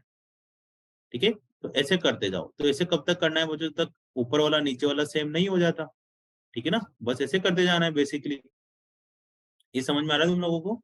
धीरे धीरे धीरे करके ये कम होता जा रहा है, ये भी कम होता जा रहा है, तो लास्ट में क्या हो रहा होगा, एक्स की पावर 50 आ रहा होगा, है ना? उससे पहले ये समझ में आ रहा है, धीरे धीरे पावर क्या होती जा रही है, कम होती जा रही है, और ये पावर धीरे धीरे करके इंक्रीज होती जा रही है। अब या तो हमें देखना है कि लास्ट में कितना आ रहा होगा, तो एक्स स्क्वायर आ रहा होगा, ठीक है, फिर एक्स क्यूब आ रहा होगा, फिर एक्स की पावर 5 आ रहा होगा, तो किसी न किसी एक में एक्स की पावर 301 भी आ रहा होगा। दूसरे से लिखते हैं, एक्स की पावर 301 भी आ रहा होगा, और 1 + एक्स की होल पावर कितना आ रहा होगा। तो बच्चों तुम ये देखो कि यहाँ कुछ नहीं है आगे, मतलब x की पावर 0 है और इसका सम मिलाकर 500 हो रहा है। 1 और 49 का सम 500 हो रहा है। 2 और 49 8 का सम भी 500 हो रहा है। तो 301 पर यहाँ क्या लिखें ताकि 500 हो जाए, तो यहाँ लिख देंगे 299। ठीक है, अब 299 यहाँ आ रहा होगा 299C0, क्योंकि इसमें से कुछ नहीं लेना, क्योंकि ऑलरेडी 301 है। इससे पहले कितना आ रहा होगा बच्चों, 300C1 आ रहा होगा। ठीक है ना, धीरे धीरे करके क्या होता जा रहा है, एक एक बढ़ते जा रहे हो, फिर 301C2 आता जा रहा होगा। ठीक है, ऐसे करते करते हम लोग पहुंच जाएंगे। ये समझ में आ रहा है बच्चों तुम्हें? तो हम लास्ट लास्ट में 299C0 पर पहुंच गए। अगर तुम्हें ये चीज समझ में नहीं आया तो मैं तुम्हें एक और चीज बताता हूँ कि धीरे धीरे धीरे कम तो हो ही रहा है, लेकिन कहाँ कम हो रहा होगा वो पता नहीं चल पा रहा हो। तो तुम्हें क्या करना है, इसमें ये वाली प्रॉपर्टी लगानी है, NCR is equal to NC(n-r) वाली। इसमें से कम करो, जैसे 500C इसमें से कम करा तो 299 आ रहा है। ठीक है, 499 में से 300 कम करेंगे तो 499C 299 आ रहा है। इसमें से भी कम करेंगे तो 498C 299 आ रहा है, मतलब 299 सब में आने वाला है। तो कब तक आ रहा होगा 99, जब तक ऊपर 299 आ रहा होगा, 299 आ रहा होगा, तभी C 299 आ जाएगा। इससे कम तो नहीं हो सकता, 98 होगा तो ये तो 99 में नहीं बनेगी बात। तो ये वाली प्रॉपर्टी तुम्हें बहुत बार देखी होगी बच्चों। ये बहुत सिंपल सी प्रॉपर्टी है कि अगर हमें क्या करना होता है, बेसिकली यहाँ पर कितना आ रहा होगा, 300C 299। तो इस पूरे का लास्ट वाले का आंसर तो 1 होने वाला है। इसकी जगह पर क्या लिख देते हैं हम लोग, 300C 300 लिख देते हैं।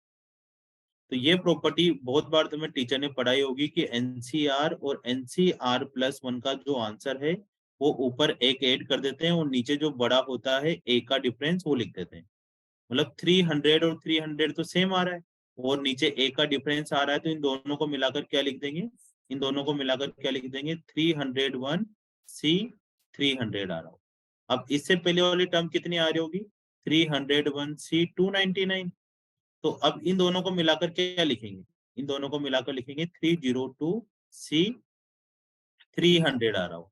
तो बच्चों ऐसे ऐसे बढ़ती हुई लास्ट में ये वाली जो टर्म आ रही होगी, तो इससे पहले की टर्म आ रही होगी 500 सी 300। तो इन दोनों को मिलाकर हम लिख देंगे 501 सी 300। तो ये वाला आंसर आने वाला है। अब ये वाला आंसर किसमें मैच कर रहा है, फर्स्ट ऑप्शन में। तो यहाँ पर नहीं, फर्स्ट में नहीं मैच कर रहा क्योंकि ऊपर तो 500 आ रहा है। तो इसका जो आंसर आ रहा होगा तो सेकेंड वाला आ रहा होगा या फोर्थ वाला आ रहा होगा। तो इसमें अगेन ये वाली प्रॉपर्टी लगा दो, इसमें से इसको माइनस करेंगे तो 501 सी 200, यहाँ कितना आ जाएगा, सी 201 माइनस हो जाएगा ना, यहाँ 201 आ रहा हो। तो ये कुछ गड़बड़ हो गया क्योंकि इसमें से तो एक भी आंसर नहीं मैच कर रहा है। देखते हैं बच्चे दोबारा से, माइनस तो ठीक हुआ ना अपना 300, यहाँ सॉरी 199 आएगा। 500 में से माइनस करेंगे तो ये सब 199 आएगा, यहाँ भी 199 आ रहा होगा। ठीक है ना, माइनस करने में गड़बड़ हो गया बच्चों। तो यहाँ पर लिख देंगे 200 200। ठीक है, 200 और ये मिलाकर बन जाएगा, यहाँ पर आ रहा होगा 200 201। जहां जहां सब जगह 300 है वहां वहां 200 हो जाएगा और कुछ नहीं है।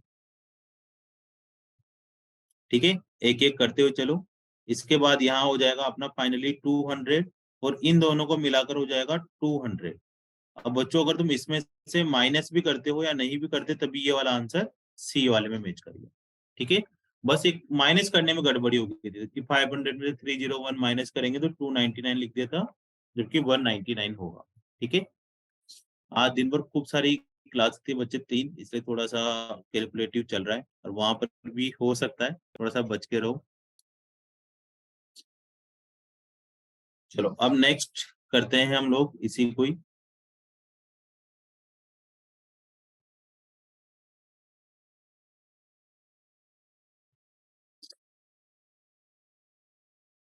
पढ़ो बच्चों इस क्वेश्चन को, 19 वाले को किस तरह से सोल्व करें।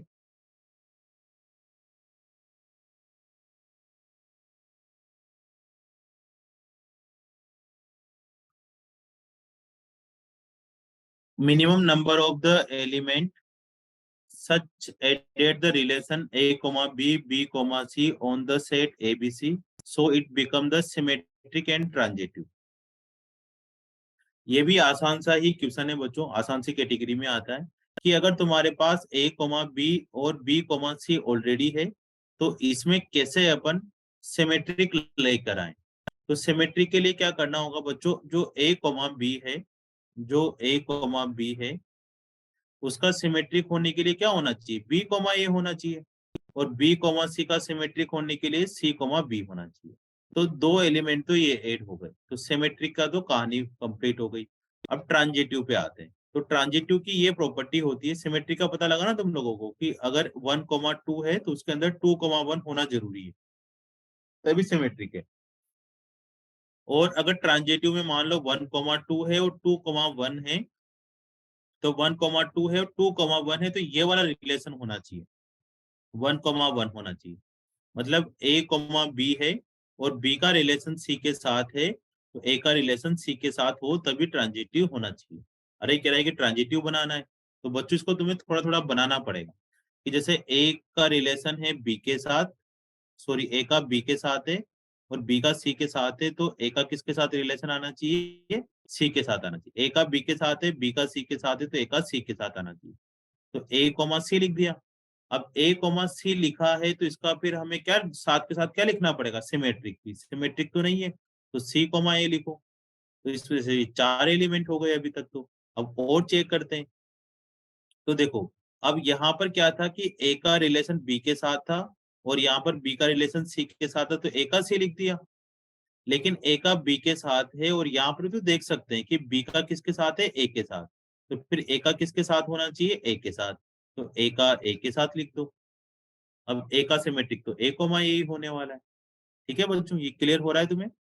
अब यहाँ से देखो कि बी का रिलेशन सी के साथ है और सी का रिलेशन बी के साथ है। ए का बी का सी के साथ, सी का बी के साथ है, तो बी का बी के साथ भी होना जरूरी है। ये समझ में आ रहा है बच्चों? क्लियर? ठीक है चलो। अब और भी कुछ अगर हम करना चाहें, है ना, जैसे बनाओ इसके अंदर रिलेशन 1 2 3 4 5 6, 6 तो बना दिए अपन ने। अब 6 बना दिए तो तुम्हें पता चल ही रहा है ना कि 6 तो ऑप्शन नहीं, ज्यादा ही ऑप्शन है 7। ठीक है, तो एक और कुछ ना कुछ रिलेशन बन रहा होगा। ठीक है, तो वो अब तुम्हें देखना है कि कौन सा रिलेशन बन रहा होगा। जैसे मैं यहाँ बता देता हूँ तुम लोगों को दूसरे पेन से कि बी का सी के साथ है, सॉरी बी का तो ए के साथ है, बी का ए के साथ है, थ्योरी में पढ़ना बच्चों तुम आराम से इसको। और ए का यहाँ से सी के साथ है, तो बी का किसके साथ होना चाहिए? सी के साथ। और बी का सी के साथ यहाँ पर रिलेशन आ गया, ऑलरेडी लिखा हुआ है, तो अलग से एक्स्ट्रा लिखने की जरूरत नहीं, इसी के अंदर लिखना पड़ेगा अपने को। ठीक है, और ढूंढो कि किसका किसके साथ होना चाहिए। ए का बी के साथ हो गया, बी का सी के साथ हो गया, बस घुमा फिरा कर ही चल रही होगी गाड़ी, है ना। अ, देखते जाओ किसका किसके साथ साथ रिलेशन करवाना है तुम लोगों को।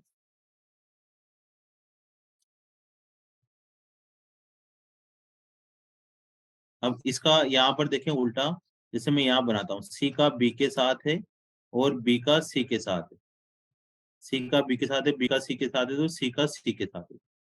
अब बच्चों इसके अगर एक ट्रिक देखें अपन नॉर्मली, तो इसमें 3 एलिमेंट आ रहे हैं, ए बी सी एलिमेंट आ रहे हैं। ठीक है ना, ए बी सी एलिमेंट आ रहे हैं।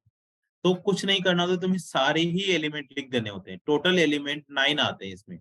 जैसे ए का ए के साथ रिलेशन होगा, एक बी का बी के साथ होगा, सी का सी के साथ होगा। अब ए का बी के साथ लिखना है, ए का सी के साथ लिखना है, और बी का सी के साथ लिखना है। अब इन सबके सिमेट्रिक भी लिखने हैं, बी कोमा ए, सी कोमा ए और सी कोमा बी। तब जाकर ये फंक्शन सिमेट्रिक और ट्रांजिटिव होने वाला है। तो इसमें तुम काउंट कर लो कि 2 गिवन थे और 7 हमारे पास निकालने हैं, तो ऐसे आंसर आ जाए। तो तुम्हें बनाकर देखने की भी जरूरत नहीं है, इस तरह से अपन ट्रिक के थ्रू इसको कर सकते हैं सोल्व। अब क्वेश्चन नंबर 20 करते हैं बच्चों। 20 में क्या करना है कि a b c 3 non zero vector है, n is the unit vector perpendicular to c vector. ठीक है, सी के परपेंडिकुलर है। अब इसको किस तरह से निकाला जाए, मतलब n vector perpendicular to c vector, इसका मतलब ये जीरो वेक्टर हो गया। और b dot c is equal to 12 given है। एल ए जो गिवन है बच्चों वो है alpha b vector minus n के। अब हमें एन डॉट सी गिवन है, तो इसको जबरदस्ती सी वेक्टर से डॉट प्रोडक्ट कर दो। C dot a vector alpha b dot c vector minus n cap dot c vector, ये तो जीरो हो जाएगा। बी डॉट सी हमारे पास 12 है, तो सी डॉट ए वेक्टर हो गया 12 एल्फा के इक्वल। ठीक है, अब बच्चों ये इसकी वैल्यू हमें पता करनी, इसकी वैल्यू हमें पता करनी, तो ट्रिपल क्रॉस प्रोडक्ट का तुम्हें फॉर्मूला आना चाहिए। सी वेक्टर पहले सी का दूर वाले के साथ डॉट प्रोडक्ट करना है, फिर जो बचा रहेगा उसको छोड़ दो, माइनस सी का पास वाले के साथ करना है, फिर बी लिख दो, फिर मोड लगाओ। अब सी डॉट बी का मतलब 12 हो गया, तो 12 a vector minus c dot a का मतलब हो गया, सी डॉट ए का मतलब हो गया 12 एल्फा बी वेक्टर। अब ए वेक्टर की क्या वैल्यू है बच्चों, आप इस पुट कर दो। ए वेक्टर की ये वाली वैल्यू की आ रही है, तो 12 into alpha b vector minus n के minus 12 alpha b vector. 12 alpha b से 12 एल्फा बी कैंसिल हो गया, फाइनली बचा माइनस 12 एन वेक्टर। अब तो इसका आंसर आ जाएगा 12, क्योंकि एन वेक्टर तो 1 होता है, तो इसका आंसर 12। ये भी आसान क्वेश्चन था बच्चों, मतलब 6-7 क्वेश्चन तो बहुत ही आसान है, कर सकते थे। ये वाला भी बहुत बार करवाते हैं बच्चों क्लास में। ठीक है ना, तो इस क्वेश्चन को भी अपन कर सकते हैं 1 बाय 1, है ना। बस इसमें तुम्हें फॉर्मूला याद रखना है कि सिग्मा एक्स आई की वैल्यू कैसे निकालते हैं, mean into total number. Mean कितना गिवन है इसमें, 8 इंटू 7। ठीक है, तो 56 मीन आ जाएगा पुराने वाला। ठीक है, और पुराना वाला वेरिएंस गिवन है, तो वेरिएंस का फॉर्मूला होता है सिग्मा xi का स्क्वायर अपॉन 7 माइनस मीन का स्क्वायर। तो वेरिएंस गिवन है 16, तो सिग्मा xi का स्क्वायर अपॉन 7 माइनस 64। तो बच्चों इसको अगर हम सोल्व करते हैं, है ना, तो सिग्मा xi स्क्वायर की जो वैल्यू आएगी वो आएगी 560। ठीक है। अब इन्होंने बोला है कि एक एलिमेंट इसमें से हटा देते हैं 14 वाला, तो 6 एलिमेंट रह जाएंगे। तो सिग्मा xi माइनस 14 में से टोटल नंबर में से 14 हटा दिया, उसको 6 से डिवाइड कर दो तो मीन बन जाएगा। मीन कितना गिवन है हमारे पास, ए गिवन है, नया वाला मीन। तो सिग्मा xi की वैल्यू कितनी थी बच्चों, 56 minus 14 upon 6 is equal to a. तो इसमें से माइनस कर देते हैं, 42/6 इज इक्वल टू ए, तो ए इज इक्वल टू 7। तो नया वाला मीन आ गया 7। और नया वाला वेरिएंस गिवन है बी, उसको कैसे निकालते हैं, सिग्मा xi के स्क्वायर में से 14 माइनस करते हैं, 6 से डिवाइड करेंगे, और न्यू मीन कितना आ रहा है 7 का स्क्वायर। तो यहाँ से बच्चों सिग्मा xi का स्क्वायर हमें पता था 560 माइनस 14 अपॉन 6 माइनस 49। तो यहाँ से बच्चों अगर हम पूरी कैलकुलेशन सोल्व करते हैं तो 3b इक्वल टू 35 आ जाएगा। ठीक है ना, इसको कैलकुलेट कर लेना।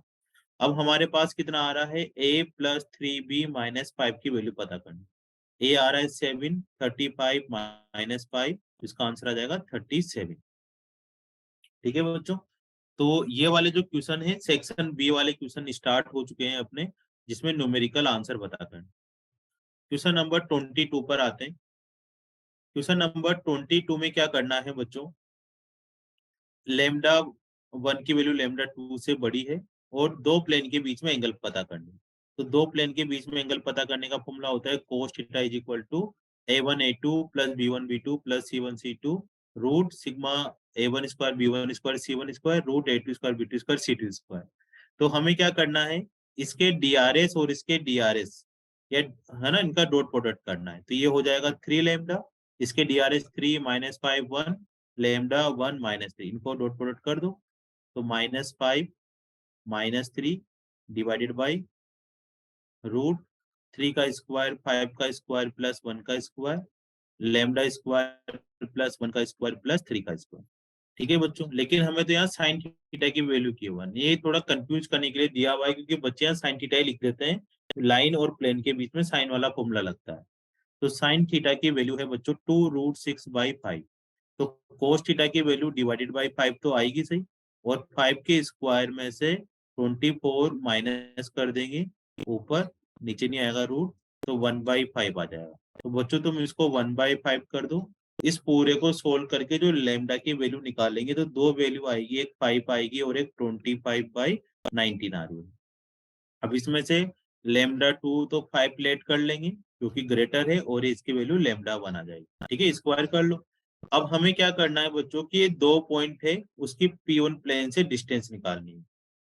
तो सबसे पहले पॉइंट क्या लिखे, लेमडा 1 की वैल्यू आ रही 25/19, तो यहाँ आ जाएगा 50, इसमें वैल्यू पुट कर दो, ये 50, लेमडा 2 की वैल्यू 5 और 2।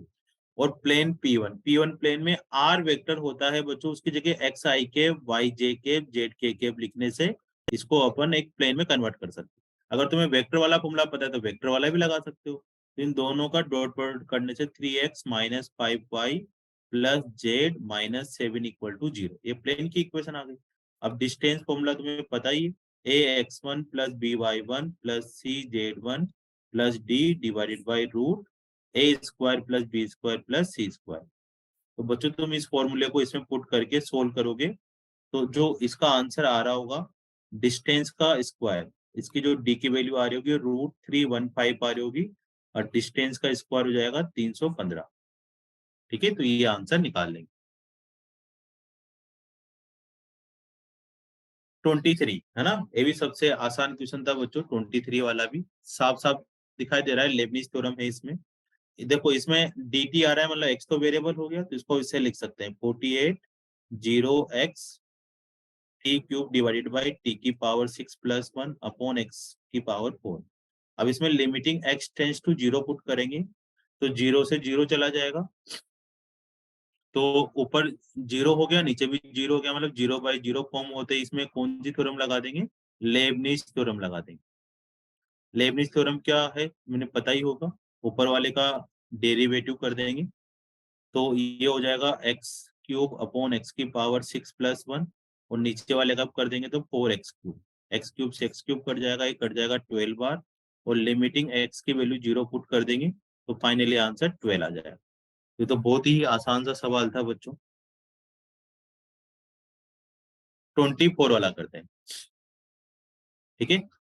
24 में क्या करना है, सिंपल इसमें भी यही करना है बच्चों कि जेड बार किसके इक्वल हो जाएगा, 1 माइनस आयोटा के, ठीक है। आयोटा जेड निकालना है तो आयोटा जेड से मल्टीप्लाई कर दो, आयोटा +1 हो जाएगा, ठीक है। माइनस आयोटा स्क्वायर +1 होगा, अब ऊपर ऐड कर दो तो 2 प्लस आयोटा आ रहा हो, नीचे जेड बार, थोड़ी कैलकुलेशन याद कर लेते ताकि सिंप्लीफाई रहे। जेड बार का मतलब है 1 माइनस आयोटा, और 1 माइनस जेड का मतलब है -1 माइनस आयोटा, इससे कैंसिल हो जाएगा तो माइनस आयोटा -1, ये तो ये आ रहा होगा, प्लस 1/जेड, 1/जेड का मतलब 1 प्लस आयोटा, तो 1 माइनस आयोटा बाई 2, इसको सोल्व करेंगे तो -3 आयोटा -1/2, तो बेसिकली यहाँ पर आ रहा होगा -3 आयोटा -1/2, तो 4 प्लस 2 आयोटा अपॉन -1 + 3 आयोटा। अब इसका फिर रेशनलाइजेशन करो क्योंकि Z1 निकालना है हम लोगों को तो पूरा, ठीक है। आर्ग्यूमेंट निकालने के लिए रियल और इमेजिनरी पार्ट निकालने पड़ेंगे, तो 1 - 3 आयोटा और 1 - 3 आयोटा है, तो फाइनली बच्चों इसको सोल्व करो, ठीक है। तो इसको अगर हम रेशनलाइजेशन करते हैं पूरा तो ये आएगा -1 प्लस आयोटा, ठीक है ना। ऊपर ऊपर वाले को मल्टीप्लाई कर दो, नीचे नीचे वाले को मल्टीप्लाई कर दो। अब ये कौन से क्वाड्रेंट में पहुंच गया है बच्चों, ये पहुंच गया है सेकंड क्वाड्रेंट में। तो सेकंड क्वाड्रेंट का फॉर्मूला होता है pi minus ten inverse mod y upon x, तो यहाँ से इसका आंसर आ जाएगा 3 पाई/4, पाई माइनस पाई/4, 3 पाई/4 इसका आंसर आ रहा है। अभी आर्ग्यूमेंट Z1 यहाँ पुट करना है तो 12/पाई इंटू 3 पाई/4, पाई से पाई कैंसिल, 3 से 3 कैंसिल, तो 9 इसका आंसर आ जाएगा, ठीक है। इसका आंसर 9 आ रहा है। ये भी आसान क्वेश्चन है, सेक्शन 20 बार थोड़ा आसान लग रहा है। 25th वाला क्वेश्चन बहुत ही मजेदार क्वेश्चन है बच्चों, मेरा फेवरेट सवाल भी है ये वाला, मतलब एडवांस है ये, फेवरेट का मतलब आसान नहीं है। हाँ, इसको छोड़ना ही बेटर है बच्चों, काफी बड़ा क्वेश्चन है ये वाला। तो एक बार बच्चों 26 27 ये खत्म कर लेता हूँ, फिर 25 पर वापिस आऊंगा लोड पर, ठीक है ना। या कर लें इसको, कर लेते हैं चलो। देखो इसमें ये बोल रखा है कि 1 2 3 4 5 6 से number of one one function पता करने हैं, एस, और पावर सेट है ये वाला, पावर सेट को डिनोट करता है, तो पावर सेट कितना हो जाएगा, 2⁶ 64 पावर सेट बन जाएंगे। अब इन्होंने बोल रखा है कि f(1), f(x) की वैल्यू 1 पुट करने है ना, f(1) किससे सबसेट होना चाहिए, f(2) का सबसेट होना चाहिए, और f(2) किसका सबसेट होना चाहिए, f(3) का, f(3) किसका होना चाहिए, f(4) का, f(4) किसका होना चाहिए, f(5) का, और f(5) किसका सबसेट होना चाहिए, f(6) का सबसेट होना चाहिए। ये तो मेरे को बात समझ में आ रही। अब यहाँ पर f(1) का क्या मतलब है, देखो f(1) का ये मतलब है बच्चों कि इसके अंदर, ठीक है, वन एलिमेंट के कितने सबसेट बन सकते हैं, तो वन एलिमेंट के सबसेट क्या क्या बन सकते हैं, एक तो 5 हो सकता है, और जितने भी सिंगलटन सेट होंगे 1 2 3 4 5 6 वो सारे बन जाएंगे। f(2) का अगर मतलब देखा जाए तो इसके अंदर 2 वाले जितने भी सेट होंगे वो सब इसके अंदर आने चाहिए, 1,2 1,3 1,4 1,5 1,6 2,1 2,2 है ना, मतलब 2,3 2,4 2,2 नहीं, वो रिपीट नहीं करना क्योंकि इसमें रिपीट नहीं हो रहे, 2,5 इस तरह के सारे सबसेट हमें काउंट करने, ठीक है बच्चों, ये समझ में आ रहा है। मतलब दो सबसेट वाले, 3 का मतलब क्या है, तीन सबसेट वाले, 1 2 3 1 4 5 इस तरह के तीन तीन वाले f(3) में ऐसे काउंट करने, एफ ऑफ 6 में तो एक ही बन रहा होगा, 1 2 3 4 5 6, एक ही सबसेट बन रहा होगा। अब बच्चों इसके अंदर क्या है, एक ये दिक्कत है कि एफ ऑफ 1 के अंदर मान लो मैं 1 वाला सबसेट काउंट करता हूँ, तो 1 वाले सबसेट है ना, 1 वाले की कितनी प्रायोरिटी होगी? अगर इसमें मैं नल सेट को काउंट नहीं करूं, नल सेट को काउंट नहीं कर रहे भी, मतलब 5 को नहीं काउंट कर रहे, तो केवल 6 सिचुएशन हो सकती है कि इसके अंदर 1 हो सकता है, 2 हो सकता है, 3 हो सकता है, मतलब 6 में से कोई एक सेट हो रहा होगा। समझ में आ रहा है ये वाला? 6 में से कोई एक आ रहा होगा, कोई एक सिंगलटन सेट आ रहा हो। अभी मैं नल सेट को बिल्कुल हटा दिया है मैंने सब में से, नल सेट का अलग केस बना लूं, ठीक है। अब इसमें कितने आ रहे होंगे? तो बच्चों तुम्हें इस बात का भी ध्यान रखना है कि इसका सबसेट ये बने। अब इसका सबसेट ये तभी बनेगा जब इसके अंदर जो एलिमेंट आ रहे हैं वो एलिमेंट तुम्हें इसमें काउंट करके चलने पड़ेंगे। मान लो तुमने इसमें वन एलिमेंट आएगा और वो वन एलिमेंट 1 मान लिया है, तो इसके अंदर जो तुम्हें दूसरा सबसेट बनाने पड़ेंगे दो दो के, वो उनमें से एक 1 तो लेना पड़ेगा, मतलब 1,2 1,3 1,4 1,5 1,6 लेना पड़ेगा। तुम इसमें 2,3 नहीं ले सकते, क्योंकि 2,3 यहाँ ले रहे हो और यहाँ पर केवल 1 वाला सेट ले रहे हो, तो इसका सबसेट कभी भी ये नहीं बन पाए। तो इसका सबसेट बनने के लिए क्या करना पड़ेगा बच्चों, क्योंकि जो भी तुम इसके अंदर एक एलिमेंट ले रहे हो उसी को ही मिलाकर दूसरा तुम्हें बनाना पड़ेगा। इसका मतलब क्या होता है कि इसका मतलब ये है कि तुमने जो 1 लिया है वो तो तुमने काउंट करना ही करना है इसमें, और दूसरे मान लो तुमने यहाँ 1 लिया है तो तुमने यहाँ 1 तो लिखना ही लिखना है। अब यहाँ पर क्या क्या लिख सकते हो? यहाँ लिख सकते हो 2 3 4 5 6, मतलब तुम्हारे पास 5 पॉसिबिलिटी है, 5 में से कोई भी एक लिख सकते हो, 5 में से कोई भी एक पॉसिबिलिटी लिख सकते हो। समझ में आ रहा है? इसका सबसेट बनाना है तो जो भी इसमें काउंट करा है वो तो तुम्हें एक जगह लिखना ही है, और बाकी जगह पर तुम 2 3 4 5 6 लिख सकते हो, ठीक है। अभी और धीरे धीरे क्लियर होता जाएगा। अब 3 वाला जो सबसेट है बच्चों, उसमें तुम्हें क्या करना है, दो एलिमेंट तो ऐसे लेने हैं जो इसमें और इसमें लिए हैं। मान लो तुमने इसमें 1 लिया है और तुमने इसमें क्या ले लिया, 2 ले लिया, ठीक है। एक इसमें 2 ले लिया, मतलब अलग अलग केस के लिए तो मल्टीप्लाई कर ही ले। अब 2 ले लिया तो इसके पास तुम्हारे पास क्या ऑप्शन बचते हैं यहाँ पर? यहाँ पर तुम्हारे पास 3 आ सकता है, 4 आ सकता है, 5 आ सकता है, 6 आ सकता है। 4 में से कोई भी एक आ सकता है, तो 4C1 ले लेंगे। तुम अगर यहाँ पर 1 लिया है, यहाँ 2 लिया है तुमने, ठीक है, तो 1 और 2 तो फिक्स हो ही गए तुम्हारे। अब बाकी कोई और लेना है, ठीक है। यहाँ 1 3 और बाकी कुछ और नहीं ले सकते, क्योंकि फिर उसका सबसेट यहाँ नहीं बनेगा। जैसे मैं एक एग्जांपल लूं, मान लो तुमने यहाँ 1 3 5 ले लिया और यहाँ तुम्हें 1 2 ले लिया, कैसा ले सकते हो? कभी भी नहीं ले सकते। 2 के अंदर ये वाला नहीं ले सकते अगर तुमने 3 के अंदर ये वाला ले रखा है। इसका मतलब है कि तुम 1,2 तो फिक्स करो इसे, और यहाँ पर तुम्हारी इच्छा हो जो वैल्यू लिख दो। जब इसका सबसेट बन रहा होगा तो 1,2 भी इसके अंदर आ ही रहा होगा, क्योंकि 1,3,5 का सबसेट कभी भी ये नहीं आ सकता, और सबसेट नहीं आ सकता तो एफ ऑफ 2 कैसे सबसेट हो रहा होगा? ठीक है सर, यहाँ तक क्लियर हो रहा है। अब एफ ऑफ 4 के अंदर 4 एलिमेंट लेने हैं, तो एक तो ये फिक्स हो गया, एक ये फिक्स हो गया, एक ये फिक्स हो गया, है ना। इसके अंदर फिक्स हो गए 3 एलिमेंट। तो अब हमारे पास 3 चॉइस बच रही, तो 3 में से कोई एक ले लेंगे। अब 4 एलिमेंट फिक्स हो गई, 2 चॉइस बच रही है हमारे पास, तो 2 में से कोई एक ले लेंगे। अब यहाँ तो एक ही लास्ट में चॉइस बच रही होगी, 1C1। तो इसको जब हम मल्टीप्लाई कर रहे होंगे तो बच्चों ये क्या हो रहा होगा, 6 फैक्टोरियल बन रहा है, मतलब 720 ये बन रहा है। अब हम नल स्टेट भी काउंट करते हैं ना, वापिस लेके आते हैं इसमें।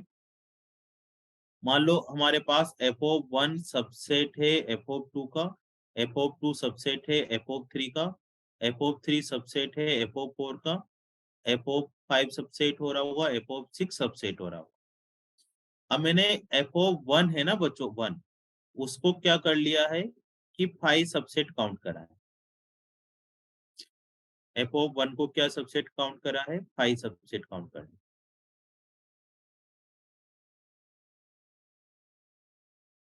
ठीक है। कि इसमें जो सबसेट आ रहा होगा वो 5 आ रहा होगा। 5 का मतलब है, हाँ, इसमें सिंगलटन जो सेट है वो 5 आ रहा होगा, ठीक है। अब 5 आ रहा होगा तो हमारे पास ये वाले केस बच रहे हैं, है ना। एफ ऑफ 1 को 5 काउंट कर लिए तो ये वाले केस बचे। अब f(2) में क्या क्या आ सकता है? अब f(2) के अंदर बच्चों कोई भी दो एलिमेंट आ सकते हैं, ठीक है, कोई फिक्स नहीं है, क्योंकि फाइव तो 1,2 लोगे तब भी आएगा, उसके अंदर तो फाइव आना ही आना है। जबकि यहाँ तो मैंने 1 ले रखा था, तो 1,2 ही लेना पड़ेगा, 2,3 नहीं ले सकते। लेकिन अब इस केस में तो 2,3 भी ले सकते हैं, ठीक है। तो इसके पास क्या है बच्चों, 6 में से 2 ऑप्शन है। 6 में से कितने ऑप्शन है? 2 ऑप्शन, ठीक है। अब 6 में से हमने 2 ऑप्शन इसके पास ले लिए, ठीक है। अब इसके पास कितने ऑप्शन बचे? 4, 4 ऑप्शन है। 4 में से कितना लेना है हमें? 1 लेना है। इसके पास 2 इसमें ले लिए हैं, 1 इसमें ले लिया है, ठीक है। तो अब हमारे पास 3 खत्म हो गए हैं। अब 3 ही बचे, तो 3C1, 2C1 और 1C1, ठीक है। इनको इनको सोल्व करते थे तो 4 फैक्टोरियल आ रहा है पीछे वाला, ये 6 इंटू 5/2 आ रहा होगा, ये 4, 3, 2, 1, ठीक है ना। इसको यहाँ पर हटा देते हैं यहाँ से, तो इसका आंसर आ रहा होगा बच्चों 320। ये समझ में आ रहा है? मैं थोड़ा सा और डिटेल में बताता हूँ कि मैंने f(2) के अंदर 2 एलिमेंट लिए हैं, ठीक है। f(2) के अंदर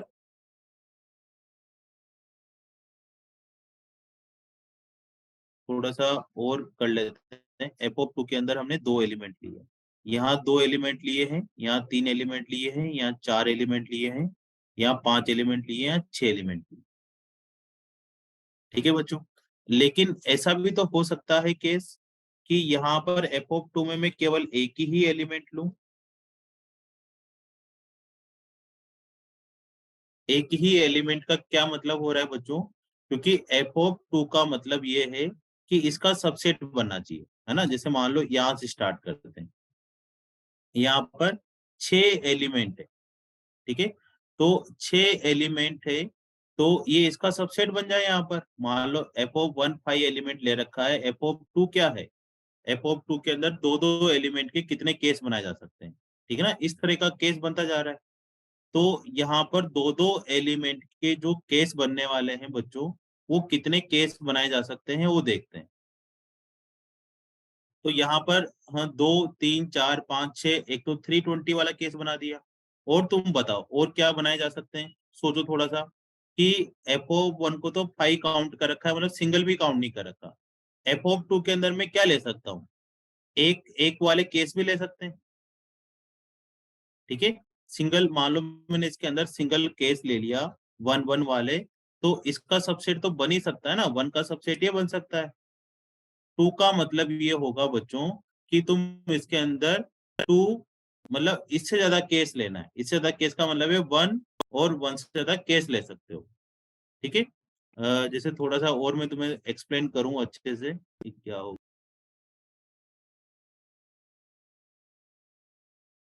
ये आ रहा है ना बच्चों तुम्हें समझ में कि कैसे कैसे निकालना है इसके लिए? मैं एक बार और एक्सप्लेन कर देता हूँ, है ना, थोड़ा सा और डिटेल में आ जाए तुम्हें कि f(1) के अंदर जो भी एलिमेंट आ रहा है, f(1) में अगर मैं 5 एलिमेंट ले रहा हूँ, है ना, देखो इसमें तुम्हें थोड़ा सा और केस बनाकर बताता हूँ और अच्छे से वही काम करूंगा, वापिस से बता रहा हूँ कि f(1) के अंदर जो एलिमेंट आ रहा है 5 आ रहा है, ठीक है। तो वो क्या होनी चाहिए, वो वाली चीज f(2) के अंदर होनी चाहिए, बस तुम्हें ये ध्यान देना है, ताकि ऑटोमेटिक इसका सबसेट आ जाएगा, ठीक है। तो f(2) के अंदर जैसे f(1) में 5 है, तो 5 का मतलब इसमें अगर मैं 1 भी डालता हूँ, मान लो मेरे पास एक 1 है। अब इसका प्रॉपर अगर मेरे को सबसेट बनाना है, 1 का प्रॉपर सबसेट कितना होगा? 1 और 5 होगा। तो अगर मैं इसमें एक सिंगल एलिमेंट भी डालूंगा, ठीक है, तब भी इसका प्रॉपर सबसेट बन रहा होगा ये वाला, ठीक है। ये समझ में आ रहा है? मतलब सिंगल सिंगल एलिमेंट वाले भी अगर उनके प्रॉपर सबसेट देखें तो वापिस यहाँ पर बनाए बनते हुए नजर आ रहे हो, ठीक है। तुम्हें कुछ नहीं सोचना, बस इसके अंदर जो भी एलिमेंट आए वो इसका सबसेट होना चाहिए, ठीक है। अब अगर यहाँ पर 1 एलिमेंट आ रहा है तो इसमें कितने आ सकते हैं? 2 एलिमेंट आ सकते हैं, इसमें 3 आ सकते हैं, इसमें 4 आ सकते हैं, इसमें 5 आ सकते हैं, ठीक है। तो इसको अगर तुम्हें करना है बच्चों, तो इसको हम 6 में से कोई एक एलिमेंट आ सकता है। 6 में से एक तो खत्म हो चुका है, अब हमारे पास 5 ऑप्शन है। 5 में से 2 आ सकते हैं। एक क्यों खत्म कर दिया, क्योंकि वो तो कैरी फॉरवर्ड कर देंगे। जो इसमें अगर 2 एलिमेंट आ रहे हैं तो एक तो ये फिक्स हो जाएगा जो इधर से आ रहा है, और हमारे पास 5 ही ऑप्शन बचेंगे। एक तो उधर वाला ले लिया और 5 में से कोई एक एलिमेंट ले लेंगे, ठीक है ना, एक ही लेना था। अब 3 है तो 1 और 2 तो वही लेंगे जो इसमें आ रहे हैं, और एक एक्स्ट्रा ले लेंगे, मतलब 4 में से एक ले लिया। फिर कितना हो रहा होगा, अब हमारे पास एक इसमें पिक्स है, एक इसमें पिक्स है, एक इसमें पिक्स है, 3 पिक्स हो गए हैं, 3 ऑप्शन। 3 में से हमें एक लेना है, ठीक है। 3 में से हमें क्या लेना है, एक लेना है, तो 3C1 हो गया। अब इसमें कितना लेना है बच्चों हमें, 3 में से एक ले लिया। अब हमारे पास टोटल कितने बच रहे हैं, एक इसमें पिक्स हो गया, एक इसमें पिक्स हो गया, 2 3 4, 4 पिक्स हो गए, 2 ऑप्शन है। अब 2 में से अपने को क्या करना है, एक सेलेक्ट करना है, तो 2C1, ठीक है। तो ये वाले केस बनाए जा सकते हैं। इसका आंसर भी कितना आ रहा होगा, 720 आ रहा। अब मान लो यहाँ पर मैंने इसमें एक ही एलिमेंट रहने दिया, इसमें 2 पिक्स कर दिए, इसमें 3 पिक्स कर दिए, इसमें 4 पिक्स कर दिए, और इसमें 6 एलिमेंट ले लिए। इसका मतलब तो यही हुआ ना कि इसमें जो भी एलिमेंट आए उसका सबसेट ये होना चाहिए। तो वापस से 6C1 लिख लो, इसमें 5C1 लिख लो, 4C1 लिख लो, 3C1 लिख लो। अब इसमें 6 एलिमेंट आए, तो 4 ही आए हुए हैं अभी। अब अभी तो 2 एलिमेंट और लेने हैं, तो हमारे पास 4 ऑप्शन तो खत्म हो गए बच्चे। अब हमारे पास 2C2 करना पड़ेगा, दोनों में से दोनों ऑप्शन लेने पड़ेंगे। तो तुम इसको मल्टीप्लाई करोगे तो ये 360 दे रहा हो। समझ में आ रहा है, ये क्लियर समझ में आ रहा है बच्चों कि है। देखो थोड़ा सा डिफिकल्ट तो है ही ये वाला क्वेश्चन, कि हमारे पास जो भी इसके अंदर एलिमेंट लेने हैं उससे कम एलिमेंट इसमें ले सकते हैं, ठीक है। उसकी इमेज यहाँ पर आनी चाहिए, इमेज तो इसको बोलते हैं, लेकिन इसके अंदर इसका पावर सेट निकालें तो वो एलिमेंट यहाँ आ जाए, ठीक है। अब मान लो मैंने इसमें एक एलिमेंट ले लिया, इसमें 2 एलिमेंट ले लिए, इसमें 3 ले लिए, ठीक है। और क्या केस बन सकते हैं, इसमें 5 और 6 वाला तो बना ही दिया हम लोगों ने, 4 और 5 वाला भी बना दिया, ठीक है, 4 और 6 वाला भी बना दिया। अब 3, हाँ 3 तो आ नहीं सकते क्योंकि इसकी इमेज बनेगी नहीं यहाँ पर, ठीक है। तो इसमें 4 कर देते हैं, ठीक है ना, इसमें 5 एलिमेंट कर देते हैं, इसमें 6 एलिमेंट कर देते हैं। इसका एक केस बना लो, ठीक है, कि इसमें क्या क्या हो रहा होगा ऊपर वाले की तरह ही। या हो सकता है कि इसमें एक केस हो, इसमें 3 हो, इसमें 4 हो, इसमें 5 हो, इसमें 6 हो। या क्या हो सकता है कि इसमें 2 हो, इसमें 3 हो, इसमें 4 हो, इसमें 5 हो, इसमें 6 हो। तो इनके भी और आंसर निकालेंगे अपन, तो इन तीनों के भी 320 आ रहा होगा, तो मतलब 360 आ रहा होगा। तो टोटल 360 कितनी बार आ रहा है, 4 बार, ठीक है। तो ये आ रहा होगा 0, 4 और 12, 12 और 4, 440, ठीक है। और कौन कौन से ये समझ में आ रहा है तुम्हें, और 720 और एक 720 कितना आ रहा होगा, 440, ठीक है। तो ये हमारे पास ये हो गया 2880। अब एक केस और बताता हूँ मैं तुम लोगों को, कि जैसे हमारे पास यहाँ पर इस ये 1 2 3 4 वाला तो आ ही रहा था, इसमें हो सकता है 1 आए, 2 आए, 3 आए, 4। इसका मैं तुम्हें अरेंजमेंट बता दूंगा, अभी थोड़ा सा डीपली में नहीं जा रहा। 4 और 6 बन सकता है, ठीक है। 4 और 6 के बाद कौन सा बन सकता था, 5 और 6 बन सकता था। यहाँ पर एक और केस हम लोगों ने मिस कर दिया है कि यहाँ 1, यहाँ 3, सॉरी यहाँ 1, यहाँ 2, यहाँ 3, और हाँ 4 5 वाला हो गया, 4 5 6 वाला हो गया, 1 2 3 डायरेक्ट 5 6 वाला केस नहीं लिखा अपन, है ना, ये वाला केस नहीं लिखा। 1 2 3 5 6 वाला, है ना, ये भी केस बन सकता है, तो इससे भी 360 आंसर आ रहे होंगे, ठीक है। और एक और केस है, एक और कौन सा केस है, 1 3 1 3 4 5 6 वाला तो हो गया। अब यहाँ पर 1, है ना, ये वाला 1 3 4 5 6, एक ये वाला केस, तो इससे भी 360 आ रहे हो। ये केस कैसे बनाते भी मैं तुम्हें बताऊंगा, है ना, एक बार और आएंगे इस वीडियो पे। तो 360 करके ये टोटल 3440 इसका आंसर आ रहा होगा, मतलब 720 और इसमें ऐड कर देंगे तो नहीं, 360, हाँ 360 प्लस 360 कितना आ रहा होगा, 720 हो रहा होगा, है ना। तो इसको बच्चे एक बार और अपन लास्ट में देखेंगे, एक आध केस मिस हो रहा होगा या अलग से मैं इसका एक वीडियो बना दूंगा तो उसके अंदर करेंगे। ठीक है ना, इसमें थोड़ा सा कचरा हो गया है। 26 वाला करते हैं। 26 वाले में क्या करना है, number of 4 digit number, repetition of digit is allowed which made using the digit 1 2 3। ठीक है, और 5 इन डिजिट का यूज कैसे करें ताकि इन सबका सम 15 से डिविजेबल हो। तो 4 डिजिट में 15 से डिविजेबल होने के लिए लास्ट में डिजिट तो 5 आनी चाहिए, तो यहाँ पर 1 कर देंगे बच्चों हम लोग। अब आगे की जो 3 डिजिट है ए बी सी, तो उन तीनों डिजिट का सम, उन तीनों डिजिट का सम किसके इक्वल होना चाहिए, और उसमें 5 मिलाकर उन सब डिजिट का सम 3 के मल्टीपल होना चाहिए। तो बच्चों इसको करने का एक तरीका होता है कि a प्लस बी प्लस सी है वो 3 के माइनस 5 कर दो, मतलब जो 3 के मल्टीपल आ रहे हो उसमें से 5 माइनस कर दो। अब एटलीस्ट इसमें 1 1 1 तो डालेंगे, रिपीटेशन है तो कम से कम भी 3 आना चाहिए। तो 3 से बड़ा नंबर ढूंढना है तुम्हें। तो 3 से डिविजिबल होता है 3 6 9 12 15 18 21। तो बेसिकली इन सब में से इन तीनों डिजिट का जो सम आना चाहिए वो इनमें से माइनस करने पर आना चाहिए। मतलब 4 आना चाहिए, है ना, 5 में से मैंने माइनस कर दिया, 6 माइनस 5 तो 1 तो नहीं आ सकता तीनों का। इसमें से 5 माइनस करा, कौन सा वाला 5 माइनस कर रहे हैं, ये वाला, तो 4 आ जाए। 9 में से 5 करा तो 7 आ जाए, है ना, 7 में फिर 10 आ जाए, 10 में 13 आ जाए, और 16 आ जाए। इनमें से कोई भी नंबर आने चाहिए, तब जाकर तुम इसका कुछ बना सकते हो।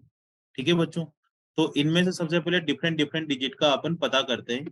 तो पहला तो जो हो रहा होगा अपने पास वो हो रहा होगा 2 3 5 वाला एक केस बन रहा होगा, 3 फैक्टोरियल, है ना, 2 3 5, 2 3 5 का सम कितना हो रहा है 10। डिफरेंट डिफरेंट डिजिट वाला तुम ढूंढ सकते हो। ठीक है ना, 2 3 5 वाला एक केस आ रहा होगा, और कौन कौन से केस हो रहे होंगे, फिर 2 2 डिजिट वाले ढूंढ लो। 1 1 2 वाला केस आ रहा होगा, 1 1 5 वाला केस आ रहा होगा जिसका सम 7 हो रहा होगा, 2 2 3 वाला हो रहा होगा, 3 3 1 वाला हो रहा होगा, 5 5 3 वाला हो रहा होगा, है ना। और 3 वाले कोई से भी केस नहीं हो रहे होंगे, 1 1 1 1, है ना, नहीं आ रहा, 2 2 2 भी नहीं आ रहा, 3 3 भी नहीं आ रहा, 4 4 भी नहीं आ रहा, 5 5 भी नहीं आ रहा। इन सबका सम इनमें से कुछ एक ढूंढना था। अब इसका अरेंजमेंट करेंगे तो बच्चों 3 फैक्टोरियल, और इन सबका अरेंजमेंट करेंगे तो 3 फैक्टोरियल अपॉन 2 फैक्टोरियल। अब 1 2 3 4 5 पे, तो इसको 5 से मल्टीप्लाई कर दो, तो इस पूरे का आंसर आ जाएगा अपने पास 21। ठीक है, तो इसका आंसर आ रहा होगा 21। अभी जो एक क्वेश्चन अपन ने स्किप किया था, काफी उसमें केस बन रहे थे, उसको दोबारा से करेंगे। ठीक है, अब हम नेक्स्ट क्वेश्चन करने वाले हैं 27। 27 भी आसानी क्वेश्चन है बच्चों।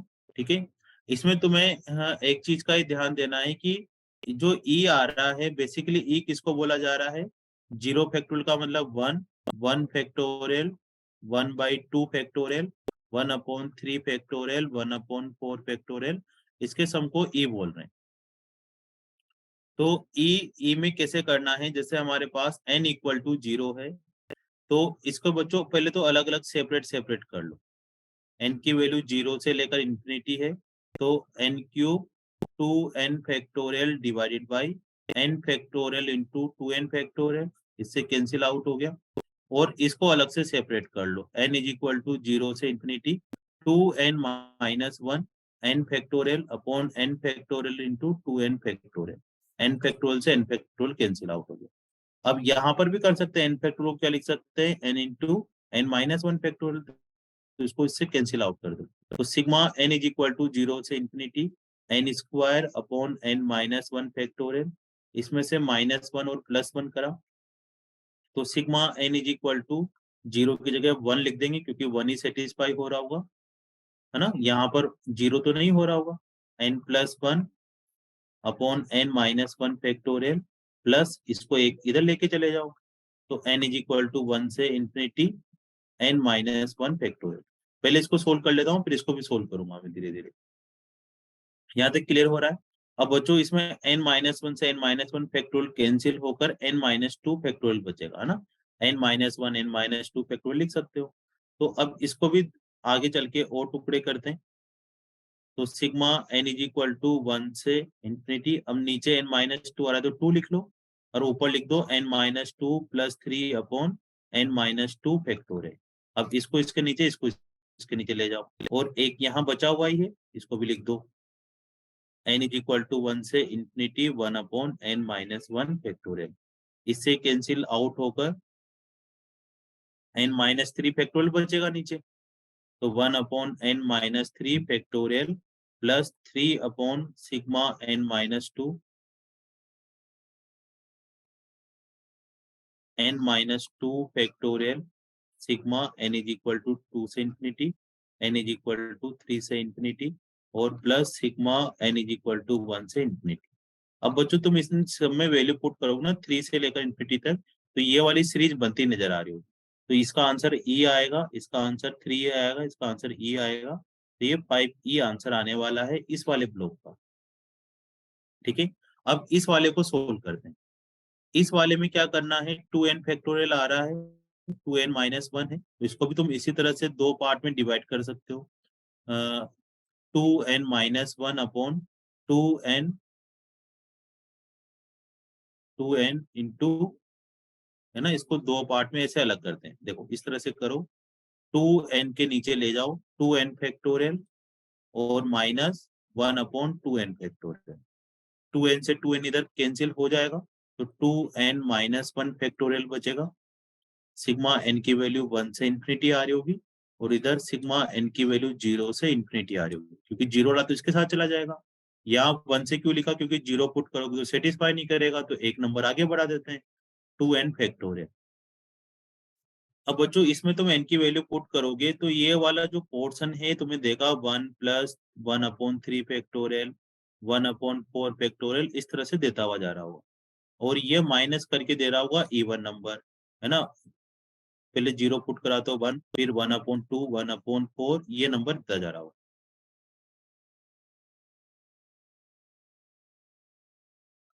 अब इनको किस तरह से अपन आगे बढ़ाएं, ये समझ में आ रही बात तुम्हें?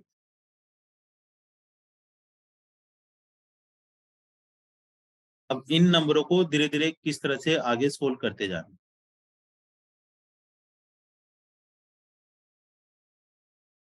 तो यहां से देखो कि जो 1/3 ये वाला जो है, इस नंबर में देखो ये e की पावर x वाली सीरीज होती है, e की पावर x की जो सीरीज होती है वो 1/1 factorial x x² factorial x³ factorial, ये सीरीज होती है। तो अगर इसमें e की पावर 1 पुट करेंगे तो 1 फैक्टोरियल 1/2 फैक्टोरियल 1/3 फैक्टोरियल, ऐसे केस बनेगा। और e की पावर -1 में -1 फैक्टोरियल प्लस 1/2 फैक्टोरियल -1/3 फैक्टोरियल, ये केस बनता जाएगा। अब इन दोनों को ऐड कर देंगे बच्चों, तो e प्लस -1 से बन जाएगा 2, इवन इवन वाले बचेंगे, माइनस माइनस वाले कैंसिल आउट हो जाएगी, और e की पावर 1 माइनस e की पावर -1 को ऐड करेंगे तो ओड ओड वाले बचेंगे। तो बेसिकली जो ओड वाले हैं ये वाला आ रहा होगा e -1/e/2, और E1 वाला आ रहा होगा E प्लस 1/e/2। ठीक है, यहाँ बीच में माइनस है तो यहाँ माइनस लगा देंगे, तो प्लस वाला E से तो ये वाला कैंसिल हो गया। तो फाइनली बच्चों यहाँ पर जो आ रहा है वो ध्यान दे कि इधर तो 5e आ रहा है और यहाँ से निकल कर आ रहा है -1/e, इस पूरे का आंसर आ रहा है -1/2e -1/2e हो जाएगा -2/2e, 2 से 2 कटकर -1/e।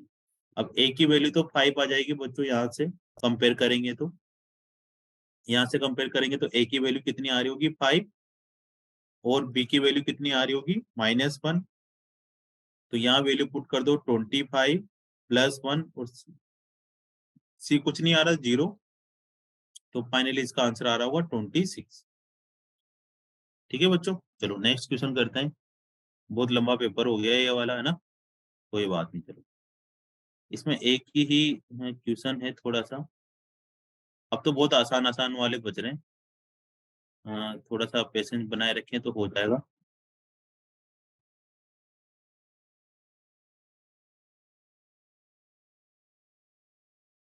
चलो बच्चों इस क्वेश्चन को करते हैं। Area of the largest of y square is equal to 8x, सबसे पहले y square is equal to 8x बना दो, ठीक है। और y is equal to x, एक लाइन बना दी हम लोगों ने,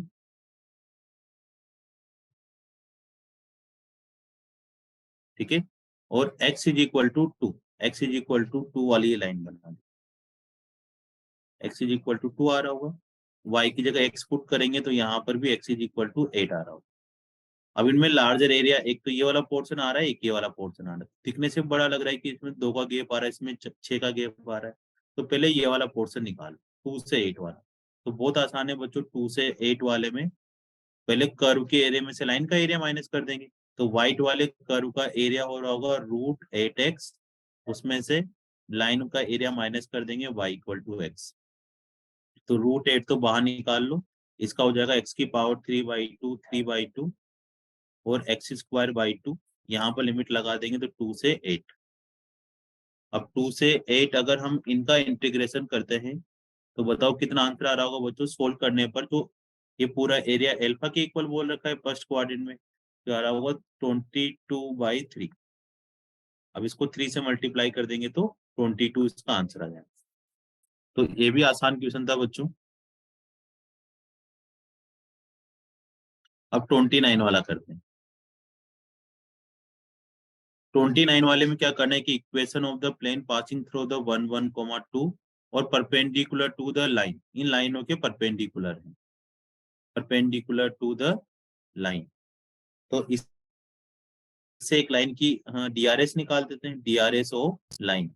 ये तो पता ही है तुम्हें, एक प्लेन के इंटरसेक्शन, लाइन का मतलब है कि दो प्लेन होंगे, एक ये वाला हो रहा होगा, एक ये वाला हो रहा होगा। तो इस लाइन के डीआरएस इन दोनों प्लेन के परपेंडिकुलर होते हैं। तो दोनों के परपेंडिकुलर प्लेन के डीआरएस निकाल लेते हैं। वो 1, -3, 2, 4, -1, 1 आ जाएगा। अब इसे एक प्लेन जो निकालेंगे बच्चों, उस प्लेन की इक्वेशन हमारे पास पहले इसके डीआरएस निकाल लेते हैं। तो इसके डीआरएस कितने आ रहे होंगे सोल्व करने पर, -7 और 11 आ रहा होगा, ठीक है। डीआरएस तो हो जाएगा। अब बच्चों तुम्हें प्लेन की इक्वेशन निकालनी, तो प्लेन की इक्वेशन का फॉर्मूला होता है ax-1 by-1 और cz-1।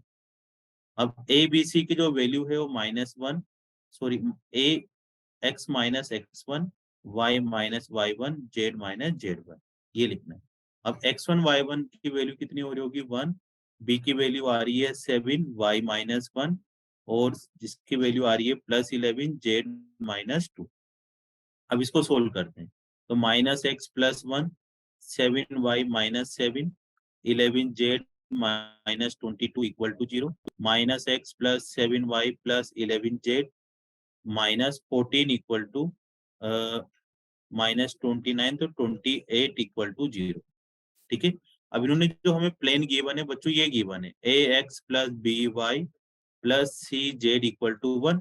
तो हमें भी कुछ इसी तरह का प्लेन बनाना पड़ेगा। तो -28 को उठा के तो डिवाइड कर दो, तो -x/28, 7y/28, 11z/28 is equal to 1, ठीक है बच्चों। अब a is equal to -1/28, b की वैल्यू आ गई 7/28 और c की वैल्यू आ गई 11/28। अब यहाँ पर वैल्यू पुट करनी है 140, c की वैल्यू 11/28, 7/28 और -1/28, ठीक है। तो 140 इंटू 3/28, इसको सोल्व करने पर कट जाएगा ना ये, 4, 2 से काट दो 10 बार, 10 से 5, तो ये 15 आंसर आ जाएगा। तो बच्चों लास्ट सवाल करते हैं अपन इसका।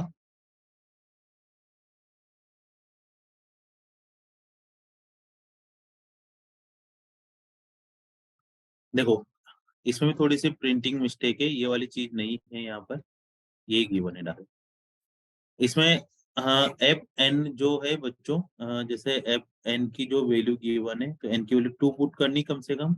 तो F10, F2-1x, इसका मतलब है F1 ऐसे कुछ। तो F1x की वैल्यू कितनी है 3x+2/2x+3। तो ये वैल्यू वापिस यहाँ पुट कर देंगे, 3x+2/2x+3 +2 divided by 2 3x plus 2 divided by 2x plus 3 plus 3। ठीक है, तो अब हम अगर इसको पूरे को सोल्व करते हैं तो हमारे पास आ रहा होगा 13x plus 12 upon 12x plus 13, ये निकल कर आने वाला। अगर हम अब हमें f(5) निकालना है बेसिकली, तो f(3) पर जाना होगा। 3 का मतलब क्या हो गया बच्चों, इनकी जगह 3 पुट करेंगे तो f(1) f(x), इसका मतलब हो गया f(1) के अंदर f(x) डालना है। तो f(1) f(2) कितना है 13x plus 12 upon 12x plus 13। अब ये वैल्यू f(1) के अंदर डालनी है, मतलब 3 13x plus 12 upon 12x plus 13 plus 2 divided by 2 13x plus 12 divided by 12x plus 13 plus 13। ठीक है, अब इसको सोल्व करना है। तो अगर हम इसको f³ को सोल्व करेंगे, ठीक है, फिर इसी तरह से क्या निकालेंगे, f4 निकालेंगे, f(1) f(0) f(qx), फिर f(5) निकालना है लास्ट वाला।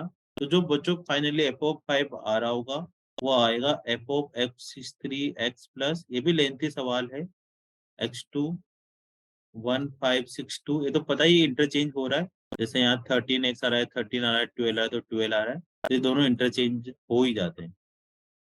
अब बच्चों ए और बी इन दोनों से कंपेयर करना है। तो ए की वैल्यू यहाँ से कितनी आ रही होगी 1563 और बी की वैल्यू आ रही होगी 1562। अब इन दोनों में अगर जीसीडी निकाले, मतलब कॉमन फैक्टर निकाले, तो वो 1 ही आ रहा है। ठीक है, तो 1563 और 1562 का जीसीडी निकालेंगे तो यही निकल कर आएगा, और इन दोनों का सम कर दो बच्चों, इन दोनों का सम आ रहा होगा 3125, ये इसका आंसर आ जाएगा। ठीक है, तो ये भी लेंथी क्वेश्चन था। ठीक है बच्चों, अगर तुम्हें और कुछ बताना है तो मेरे को मैसेज कर देना, मैं दोबारा से वीडियो बना दूंगा। ठीक है बच्चों, तो आज के लिए इतना ही काफी है। जय हिंद, जय भारत।